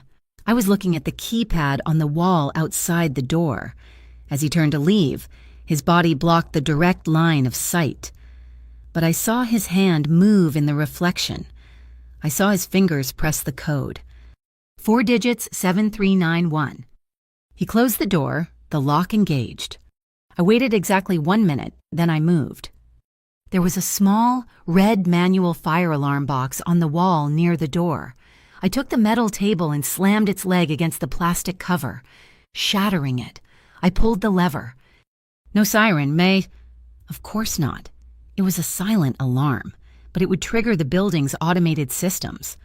A low hiss started, and a thick, white gas began to pour from vents in the ceiling. A fire suppression system, carbon dioxide. It wouldn't kill me immediately, but it would create chaos. I took the thin blanket from the cot, ran to the sink where the operative had poured my water, and soaked it completely. I wrapped the wet cloth around my face to filter the gas. Then, I dragged the cot and stood on it. Reaching for the camera, I threw the remaining wet portion of the blanket over it, blinding Mallory's eyes in the sky. The hissing stopped. A new sound started, a loud clunk followed by the rush of water. The sprinklers. Not in my room, but in the hallway outside. The system was designed to contain a fire, not just suppress it, it was creating a water barrier. I ran to the door and punched in the code, 7391. The lock clicked open. I peered out. The hallway was a torrent. Water rained down from a dozen sprinkler heads, flooding the floor, creating a disorienting, artificial storm. At the far end, 2 Harkline guards were shouting, trying to figure out what was happening. I didn't go toward them. I looked up. Along the ceiling ran a large, covered maintenance duct. The panel was right above my door. Using the cot as a ladder, I scrambled up, my fingers finding the latches on the panel. It was heavy, but it swung open. I pulled myself up into the darkness, into the cramped, dusty space. The noise of the sprinklers covered the sound of my movement. I crawled, my knees and elbows scraping against the rough metal. I could hear them below me now, shouting, their voices muffled. "She's not in the room, seal the floor." I moved faster, following the ductwork. It was a maze, but they all had to lead somewhere. I saw a grate below me, light filtering through. I kicked it. The metal bent, then broke. I dropped down, landing in a crouch in a deserted office hallway, soaked and shivering. The fire alarm was blaring out here. Real, ear-splitting strobes flashed, turning the water-soaked corridor into a chaotic nightmare of red light and shadow. I ran. I burst through a set of double doors and found myself in a loading bay, and there, skidding to a stop in a spray of water, was a motorcycle. Nix was at the handlebars, her face grim, a spare helmet in her hand. "Took you long enough," she yelled over the alarm. Behind her, blocking the main bay door, was Silas Dorr, a stun gun in his hand, his face a mask of disbelief. 2 more Harkline goons were closing in from the side. Nix gunned the engine, the sound a visceral roar. She didn't attack them. She swerved the bike, using it as a moving wall, cutting off their path to me. "Go, Nora, now." I sprinted toward her, and then, from a side corridor, Cassian appeared. He was moving with a cold, lethal grace, but he was a step too late. He was too far away to help me. He didn't try. He stopped. He locked eyes with me. His look wasn't that of a savior coming to the rescue. It was the look of a partner, an equal. It was a look that said, "I know you can do this. Come on." I didn't wait for him to clear a path. I leaped, throwing myself onto the back of the motorcycle in a clumsy, desperate scramble. I wrapped my arms around Nix's waist just as she twisted the throttle. The bike shot forward, a black missile through the artificial rain. We blew past Silas, so close I could have touched him. Behind us, I heard the sounds of Cassian engaging the other men, but I didn't look back. We roared out of the loading bay and into the rain-slicked city streets. We found Cassian 20 minutes later, waiting for us under a dripping overpass. Silas Dorr was on his knees in front of him, his face bruised. His Harkline backup was gone. Cassian's face was a thundercloud. He looked at Silas with a cold fury that was more terrifying than any overt rage. "You broke the first rule. Silas, you sold your own—" "They paid me," Silas pleaded. "They have my family. Cassian." "Liar," Cassian said, his voice dropping to a whisper. "Your sister is in a Vale-funded clinic. Your mother's mortgage is paid by a Vale subsidiary. We took care of you, and you betrayed us for a man who steals minutes from tired mothers." He took a step forward. I knew what was coming. The final, brutal street justice. "No," I said, sliding off the bike.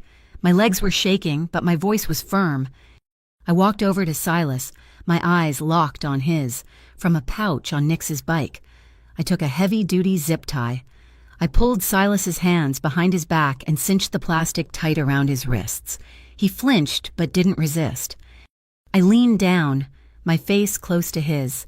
"You have the right to remain silent," I said, my voice low and steady, "because anything you say will be recorded by the dozen traffic cameras on this overpass. You have the right to a lawyer. If you cannot afford one, I sincerely hope one is not appointed to you. You understand these rights as I have explained them to you." It was the street version, the one I'd learned in the last week. I stood up and faced Cassian. The anger was still blazing in his eyes. "He's mine, Nora." "No, he's not," I said, standing between them. "He's theirs, the workers, the people you and I promised to protect. We can't use Mallory's methods to fight him. We can't operate in the shadows if we want to bring his crimes into the light. We promised them the system would work. We have to let it work. On him, too." He stared at me, his jaw tight. The internal war was visible on his face, the law of his world versus the law of mine. Slowly, deliberately, he unclenched his fists. He gave a sharp nod to one of his men who had appeared from the shadows. "He's exiled," Cassian said, his voice hard as iron. "Cut him off. From everything, every bank account, every contract, every safe house, every friend. Erase his name from our world. He no longer exists. Hand him over to the A-bus. Let them have what's left." As his men dragged a whimpering Silas away, the last of my strength gave out.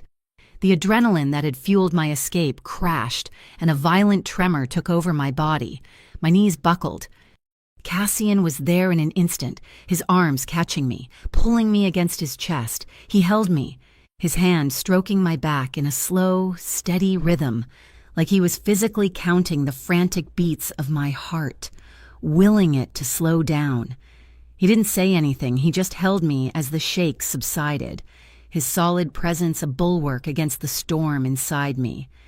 When I could finally breathe again, I leaned back, looking up at him. The anger was gone from his eyes, replaced with a fierce, raw admiration. The boundary between us, the line between his world and mine, had blurred. In that moment, looking at him, I understood. There was no more him and me. From now on, there was only us. The Harbor Point Grand Ballroom was a cathedral of manufactured empathy, crystal chandeliers, each the size of a small car, dripped light onto a sea of tuxedos and silk gowns. The air was thick with the scent of expensive perfume and the low, self-congratulatory hum of Bayfield's elite. On stage, a massive banner proclaimed the purpose of the evening, the Harbor Point Gala for Workforce Assistance. It was a charity event founded and chaired by Trent Mallory to help the city's unemployed get back on their feet. The irony was so thick I could have choked on it. He was hosting a party to celebrate his own philanthropy, funded by the very minutes he'd stolen from the people he was pretending to help. "Smile?" Cashin's voice murmured in my ear. He stood beside me, a ghost in a perfectly tailored black suit that made him blend in and stand out all at once. He looked less like a guest and more like the final arbiter of everyone in the room. "You belong here tonight." I didn't feel like I belonged. The simple, elegant, dark blue dress Nix had procured felt like a costume, but Mara's work had been flawless. The digital invitation on my burner phone, complete with a forged signature from the mayor's office, had passed the security scanner without a flicker of suspicion. We had walked right through the front door. The faces in the crowd were a gallery of masks, polished, smiling, their eyes holding the predatory glint of people who measured the world in profit and loss. They were sharks, and tonight, I was walking into the tank with a bucket of chum. "Drones are in position," Mara's voice whispered through the tiny, flesh-colored earpiece I wore. "They're clinging to the glass atrium roof like spiders. I have 5 different angles on the main stage. The presentation feed is mine. I can override it on your command." I spotted Mallory near the stage, holding court, a champagne flute in his hand. He was laughing, accepting backslaps and handshakes. He looked untouchable, a king in his castle. My stomach churned, a cold knot of fear and fury. Cassian followed my gaze. "He's built his world on an illusion of strength," he said, his voice low. "All you have to do is show them the foundation is sand." He gave my arm a light squeeze, a gesture of solidarity, then melted into the shadows at the edge of the room. He wouldn't be on the stage. His role tonight was different. He was the stage manager for this particular piece of theater, ensuring the lights stayed on and the exits were properly controlled. An hour of tedious speeches and self-congratulation crawled by. Finally, the MC, a local news anchor with a plastic smile, stepped to the podium. "And now," he announced, "it is my great honor to present the Bayfield Civic Heart Award for outstanding volunteer service to our community's most vulnerable." This was it. This year's recipient is a tireless advocate, a true pillar of our city. Mara had found a loophole in the event's programming. The Civic Heart Award was real, but its recipient was a sweet, elderly woman who ran a soup kitchen. Her name was on the physical award, but the teleprompter, the presenter's script, and the on-screen graphics were all now under Mara's control. A woman whose quiet dedication inspires us all. Please join me in welcoming Miss Nora Quinlan. A ripple of confusion went through the crowd. I saw Mallory frown, turning to an aide to ask who I was. The elderly woman who was supposed to win looked around, bewildered. But the spotlight had found me. The applause was scattered, confused, but it was there. I took a breath. This was the moment, the single stone being placed on the board. I walked toward the stage, my legs feeling both numb and strangely light. Every eye in the room was on me. I could feel their collective judgment, their curiosity. I shook the MC's hand, accepted the heavy glass award, and stepped to the podium. The microphone was live. I looked out at the sea of blank, wealthy faces. "Thank you," I began, my voice clear and steady, amplified throughout the cavernous hall. "It's an honor to be recognized, but tonight I'm not here to accept an award for myself. I'm here to talk about the real volunteers, the invisible ones." Behind me, on the massive screen where my name was supposed to be displayed in gold script, a new image flickered to life. Not my name, a file name, ledger_47.csv. The screen filled with rows and rows of numbers, a spreadsheet, raw, ugly, and undeniable. A low murmur started to build in the room. "I want to tell you about one of them," I continued, my voice cutting through the rising noise. "Her name is Maria. She's a single mother of 2. She works the night shift at the Northline Fulfiller's warehouse, packing boxes so that all of you can get your packages delivered on time. She works a 9-hour shift, but she's only paid for 8 hours and 25 minutes. I gestured to the screen behind me. You see, her employer, Mr. Trent Mallory, has a very innovative efficiency program. Every day, his software shaves 35 minutes of invisible time from her paycheck. 35 minutes a day. The murmuring grew louder. I saw the first flashes of cameras from the press table. I saw the discreet figures of CEFB agents, the ones I had met with Evelyn Reed, begin to position themselves near the exits. Mallory was on his feet now, his face a mask of purple rage. "Turn it off," he hissed to his technicians. "Cut the feed." The screen flickered, but the spreadsheet remained. Cassian was at work. 35 minutes, I said, my voice rising with a passion I didn't know I possessed. It doesn't sound like much to the people in this room, but for Maria, That's the 35 minutes she needs to work to afford the medicine for her son's asthma. It's the difference between a full meal and a half-empty pantry. And Mallory has been taking that time, those minutes, from her and 500 other workers, every single day, for 2 years. The room was in an uproar, but Mallory was a fighter. He recovered fast. A man in a sharp suit, his lawyer, leaped onto the stage, grabbing a different microphone. "This is an outrage," the lawyer shouted, pointing at me. "This woman, Nora Quinlan, is a disgruntled former employee and a known associate of organized crime. She is a data thief. This is slander. This is libel. Every person in this room who reports on this will be named in a billion-dollar lawsuit."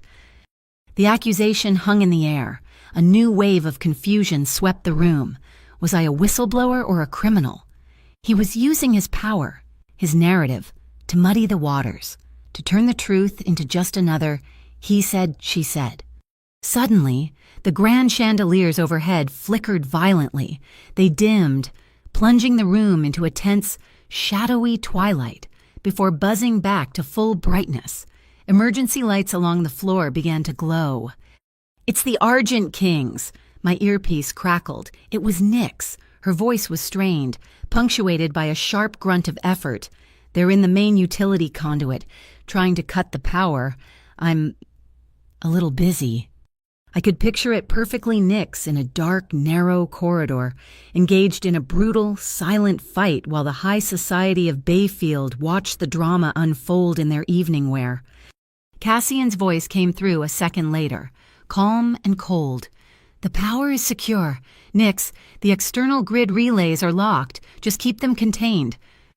I turned back to the crowd, to Mallory's smug, triumphant face. He thought he had me. He thought his lies were as powerful as my truth. "He calls me a thief," I said into the microphone, my voice ringing with clarity. "So let's look at the evidence." I gave Mara the signal. "Page down, Mara, all the way to the bottom." The spreadsheet scrolled, a waterfall of numbers, until it landed on the final page, a summary report. And at the bottom of that report, in a box marked "Approved and authorized by," was a single damning piece of evidence. A crisp, perfect, legally binding digital signature. Trent A. Mallory. The gasp from the crowd was a physical thing, a collective intake of breath. The CEFB agents moved, no longer discreet. They began to converge on the stage. Abuse officers, uniformed and stoic, appeared at every exit, their presence turning the gala into a gilded cage. Mallory's face went white. He knew it was over. He jabbed a finger at his security detail, his cleanup crew, and they began to move, trying to forge a path for him through the panicked crowd. The gala devolved into chaos. People were pushing, shouting, the illusion of civilized society shattering in an instant. I stepped back from the podium, leaving the heavy glass award behind. My heart was pounding, a wild drum against my ribs. I had done it. I had pulled back the curtain. I walked off the stage, away from the spotlight, melting back into the shadows where Cassian was waiting. The look in his eyes was not one of victory. It was one of grim understanding. This wasn't the final move. This was just the storm making landfall. The ocean was still rising, and the real flood was yet to come. The victory of the gala was a flash of lightning, illuminating the battlefield for a brilliant, blinding second. The thunder came the next morning. I was in the warehouse kitchen, going over the newly collated witness statements from Northline employees with Evelyn Reed on a secure video call. When Nyx came in, her face was grim. "They took him." My blood ran cold. "Who took him? The Argents." "Worse," she said, her voice tight with fury. "Abyss." 2 detectives and a warrant. They invited Cassian downtown for questioning regarding suspected involvement in organized criminal activity. It was Mallory's move, his last, desperate, predictable move. He couldn't win in the court of public opinion or with the data, so he was trying to change the game entirely. He was using the city's own institutions to remove Cassian from the board, painting me as a pawn of the Veil Syndicate to discredit my testimony. A wave of vertigo washed over me. I gripped the edge of the steel counter to steady myself. For the first time since this began, I was truly alone. Cassian had been my shield, my strategist, my silent partner in the dark. Without him, the shadows seemed to fall a little heavier, the silence in the warehouse a little louder. A cold, insidious question wormed its way into my mind. What am I without him? Was I his partner? Or was I just a project he was managing? Where was the line between his protection and my reliance? I pushed the thought away. It was a poison dart from Mallory, designed to make me doubt, to make me freeze. I would not freeze. Cassian had shown me how to play the game. Now, I had to prove I could play it on my own. "Evelyn," I said, my voice hard and clear, turning back to the screen. "We have a problem. They're trying to sever the head. We need to cut out the heart." I spent the next hour making calls, not as a victim seeking help, but as a general marshaling her forces. My first call was to Raul Ibarra, a fiery, tireless union organizer I'd found through Evelyn's contacts. He had been trying to unionize the Northline warehouse for years, constantly blocked by Mallory's union-busting tactics. "He has Cassian Vale," I told him, cutting straight to the point. "He's trying to frame this as a mob hit, but you and I know this is about the workers." "Damn right it is," Raul's voice boomed over the phone. "What do you need? Quinlan." My second call was to a woman named Lena Ward. She ran an independent investigative podcast called City Static, a local sensation known for its deep dives into corporate and political corruption. "Mister, Mallory's lawyers are stonewalling the press," I said. "They're controlling the narrative. You're the only one they can't control." "They've already sent me 3 cease and desist letters," Lena said, a wry amusement in her voice. "I use them as coasters. What's the real story?" "Nora."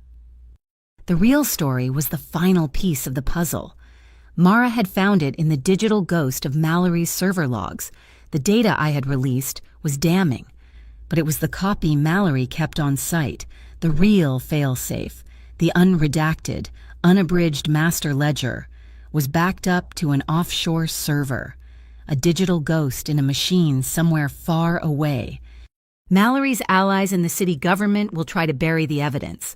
I explained to my new, impromptu team, they'll claim the data was corrupted, that the chain of custody was broken by my theft. We need the original, the pristine, untouchable source code of his crime. Mara pinpointed its physical location, Nimbus Park, a state-of-the-art, high-security data fortress in the city's tech corridor. It was a digital Fort Knox. The plan we hatched was audacious, a 3-pronged attack based not on force, but on misdirection. Phase 1 Lena would go live with a special episode of City Static, releasing the first wave of worker testimonies we had gathered, creating a media firestorm that would put every city official on the defensive. Phase 2. Raul would call a snap wildcat strike. Not a full walkout, but a targeted work slowdown at the port's central traffic hub, snarling logistics and pulling ABUS resources away to deal with the gridlock. Phase 3 was me and Mara. That night, the rain returned, a cold, relentless drizzle that slicked the streets and shrouded the city in a gray mist. Mara, using a forged work order for an emergency server migration, got us temporary access credentials to Nimbus Park. We didn't look like infiltrators. We looked like 2 overworked IT techs on a miserable late-night service call.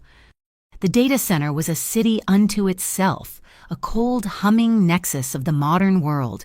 We needed to get to the offshore server aisle, a section that required a secondary biometric scan. But Mara had found a flaw in the building's schematics.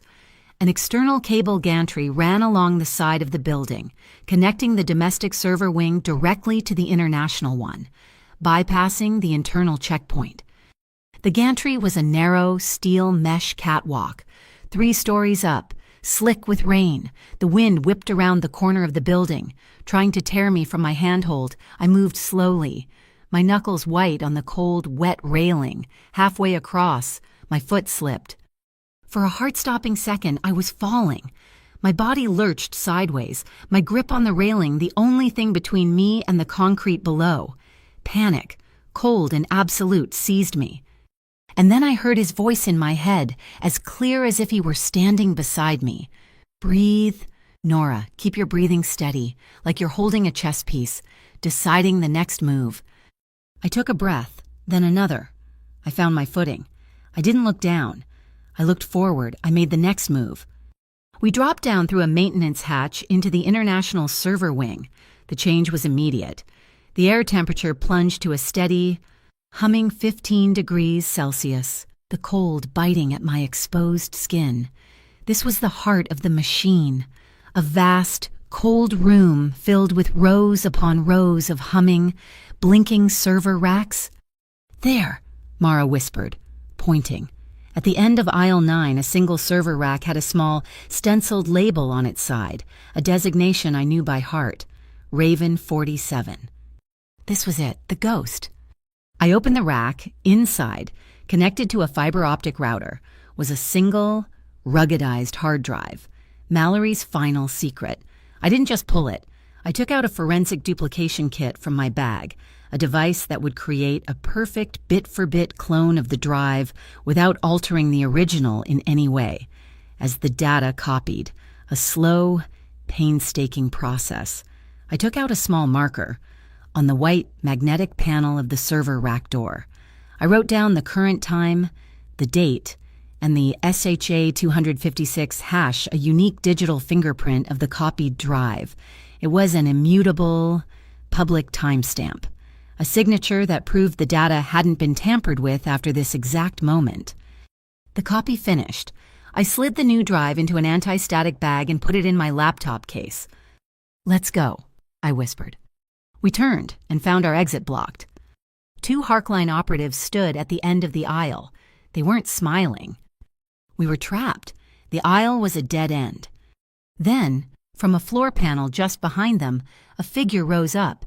It was Nyx. She held a collapsible metal baton in her hand, and there was a look of cold, predatory joy on her face. "The Kingsbridge Viaduct," she said, her voice echoing slightly in the cold room. "When they wrecked my car, they bent the frame just enough to give me a good look at the undercarriage of their truck. I saw the maintenance access panel for their illegal comms relay. It's the same model used in this building's service tunnels. I set a back door for myself, just in case." She didn't wait for them to react. She moved, a whirlwind of controlled violence. Her baton a blur, the fight was short, brutal, and ended with 2 Harkline operatives unconscious on the cold, white floor. "This way," she said, kicking open the floor panel she'd emerged from. "There's a service corridor that links up with the automated delivery bot network. We're taking the mail route out." We crawled through another set of dark, cramped tunnels and emerged in a humming, subterranean corridor where small, wheeled robots zipped back and forth, carrying packages between buildings. We hopped onto a large, flatbed bot, hiding behind a shipment of office supplies as it carried us silently out of the Nimbus Park complex and into the rainy night. I clutched the hard drive to my chest the entire way. It was more than just data. It was the physical manifestation of an idea, the idea that the truth could not be buried, that it could not be deleted. It was the child of my resolve, and I would not let it go. Miles away, in a sterile interrogation room at the ABU's downtown precinct, Cassian sat at a metal table. He hadn't spoken a word in 6 hours. He had refused a lawyer. He just sat, a block of granite, his stillness a weapon they didn't know how to fight. He was watching the clock on the wall, but he wasn't just waiting, he was trusting. He knew I was making my final move. Back at the Lantern Pier safe house, I didn't sleep. I sent 1 encrypted copy of the drive to Evelyn Reed. I sent another, under her legal authority, directly to the lead investigator at the CEFB. Then I made my final call, to Lena Ward at City Static. "Lena," I said, "I'm ready to go on the record, live. I want every person in this city to see the evidence for themselves." I hung up and walked to the bathroom. I looked at my reflection in the mirror. The woman looking back at me was not the same one who had been fired from Northline Fulfillers. The fear was gone, replaced by a cold, hard certainty. The panic had been forged into purpose. I was no longer the girl who had things happen to her. I was the one who made things happen. I was no longer the reason for the story. I was the one telling it. The storm broke over Harbor Point just after nightfall, a violent, cathartic squall that matched the chaos in my own heart. The location for my live broadcast, for the final move, was Pier 9. It was an old, disused ferry terminal at the edge of the docks, a finger of rotting wood and rusted metal pointing out into the churning black water. It was the perfect stage, isolated, dramatic, and entirely on my terms. I stood alone at the end of the pier, the wind tearing at my coat, the rain plastering my hair to my face. The only light came from a single, swaying lamppost that cast long, dancing shadows, hidden in the rafters of the terminal's awning, a small, weatherproofed drone. Mara's eye in the sky was silently broadcasting everything to the Metropolis Civic Channel. My microphone was a tiny clip on my collar, its signal relayed through the drone, to Mallory. I was just a girl in a storm. To the city. I was the only voice of reason in the thunder. My burner phone rang. It was an untraceable number. Mallory. A little dramatic, don't you think? Nora, his voice crackled, full of static and arrogance. Standing out in the rain, I have the drive you sent a message about, but I want the original, the one you stole from Nimbus Park. You want it. You come get it, I said, my voice steady against the wind. Just you. We end this tonight. Brave words for a girl with no one left to protect her, he sneered and hung up. He didn't know I wasn't alone. I had Raoul's union members creating a traffic incident a mile away, ensuring the only ABUS units who could respond quickly were the ones Evelyn Reed had already vetted. I had Nix, watching from the roof of a nearby warehouse with a high-powered scope, not to intervene, but to be my witness. And I had Cassian. He had been released an hour ago, the case against him evaporating the second the Nimbus Park drive was authenticated by the CEFB. My phone buzzed, a text from Nix. He knows where you are. He's on his way. My heart leaped, but I pushed the feeling down. This was my move. I had to see it through myself. Headlights cut through the rain, a single, dark SUV. Trent Mallory got out, flanked by two large men I recognized as Argent Kings. So much for coming alone. He walked toward me, his expensive shoes splashing in the puddles. He was holding the first black box Cassian had sent him. I have to admit, he said, stopping a few feet away, his voice raised over the storm. I was impressed. For a minute, the gala was a nice piece of theater. He tossed the box. It landed at my feet with a wet thud. But you see, I opened your little gift. I figured out the game. You didn't open anything, Trent, I said, my voice carrying clearly. You only opened the door to your own cage, and you walked right inside. He laughed, a harsh, ugly sound. My cage, look at you, standing on a broken pier in a hurricane. I still have everything you think these people, these sheep, care about a few minutes. I taught this whole city how to survive. You cut corners. You trim the fat. You take what's yours. That's not theft. That's business. I've been skimming dead time off payrolls for 10 years. It was the confession, the arrogant, boastful, undeniable confession. On the live feed, I knew Lena Ward was splicing his words in real time with the faces of the workers he'd stolen from. It's over, I said quietly. It's over when I say it is, he roared. Taking a step forward, his Argent King's guard moved with him. And then the world erupted in light. Not lightning, the blue and red of police lights, flashing from every direction. Cars screeched to a halt, blocking the pier's entrance. Uniformed ABUS officers and plainclothes CEFB agents swarmed out, weapons drawn, their forms silhouetted against the blinding strobes. Mallory froze, his face a mask of disbelief. The Argent Kings didn't hesitate. They turned and fled, melting into the labyrinth of containers, abandoning their client without a second thought. Mallory looked from the closing net of law enforcement back to me. his face finally, blessedly, empty of all its arrogance. The king was naked in the storm. An agent cuffed him. His movements rough and efficient, the click of the metal loud in a sudden lull in the wind. As they led him past me, soaking wet and utterly defeated, a figure appeared from the shadows behind me. Cassian, he didn't speak, he didn't touch me. He simply stood at my back, his body shielding me from the worst of the wind, a silent, solid presence. He wasn't stealing my victory. He was just making sure I could stand steady in it. Our eyes met, a long, silent conversation across the rain-swept pier. An agent approached me. "Miss Quinlan, we need the drive." I handed her the sealed, evidence-bagged hard drive from Nimbus Park. "The chain of custody is documented on the label," I said, my voice hoarse. I signed the transfer log, my signature firm and clear. As I did, a new sound began to build, a low rumble that grew into a roar. It was the sound of people. A crowd was marching down the service road, held back by a police line. The North Line workers.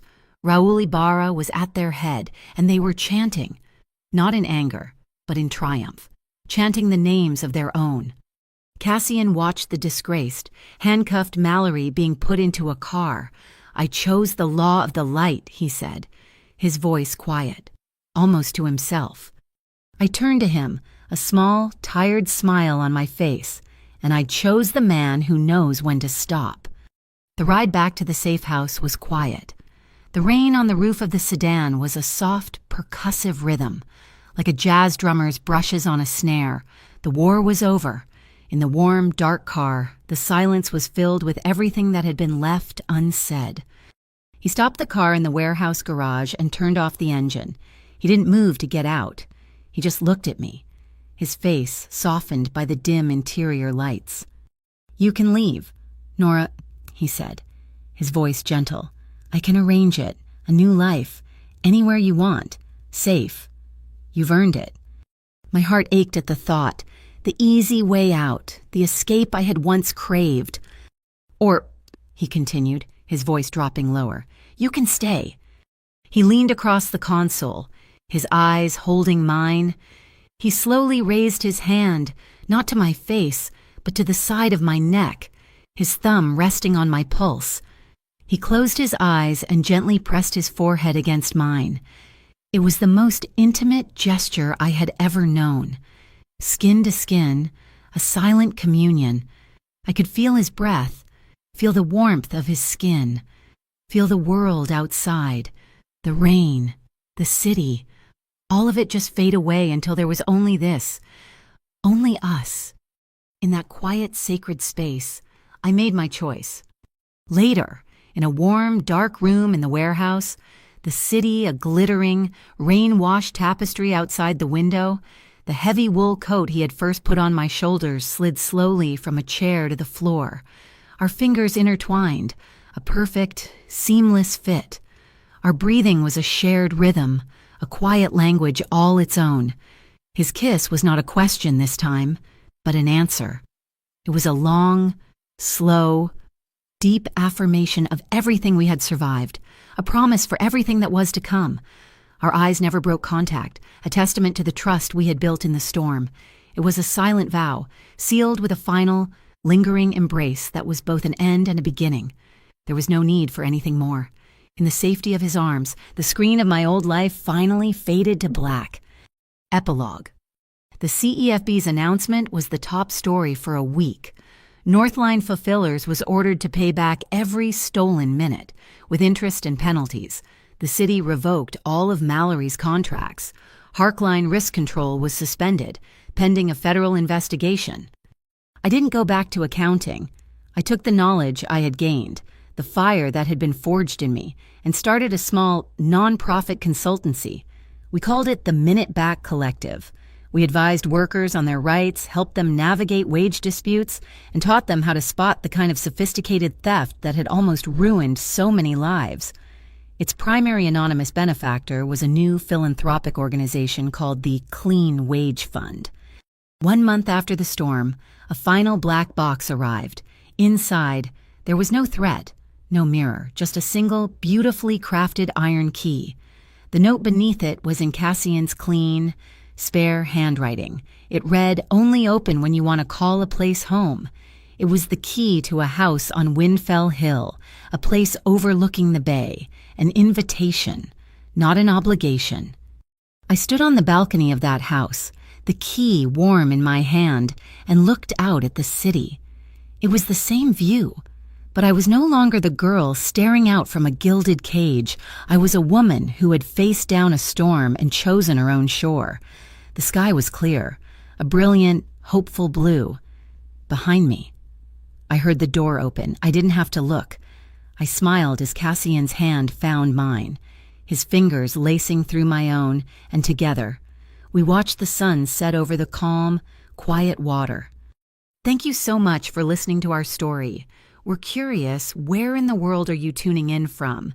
Drop a comment below to let us know, share your thoughts, and connect with other listeners. If you enjoyed this journey, please subscribe to our channel, Mafia Boss Stories. Give this video a like and show your support by hitting the hype button to help this story reach even more people.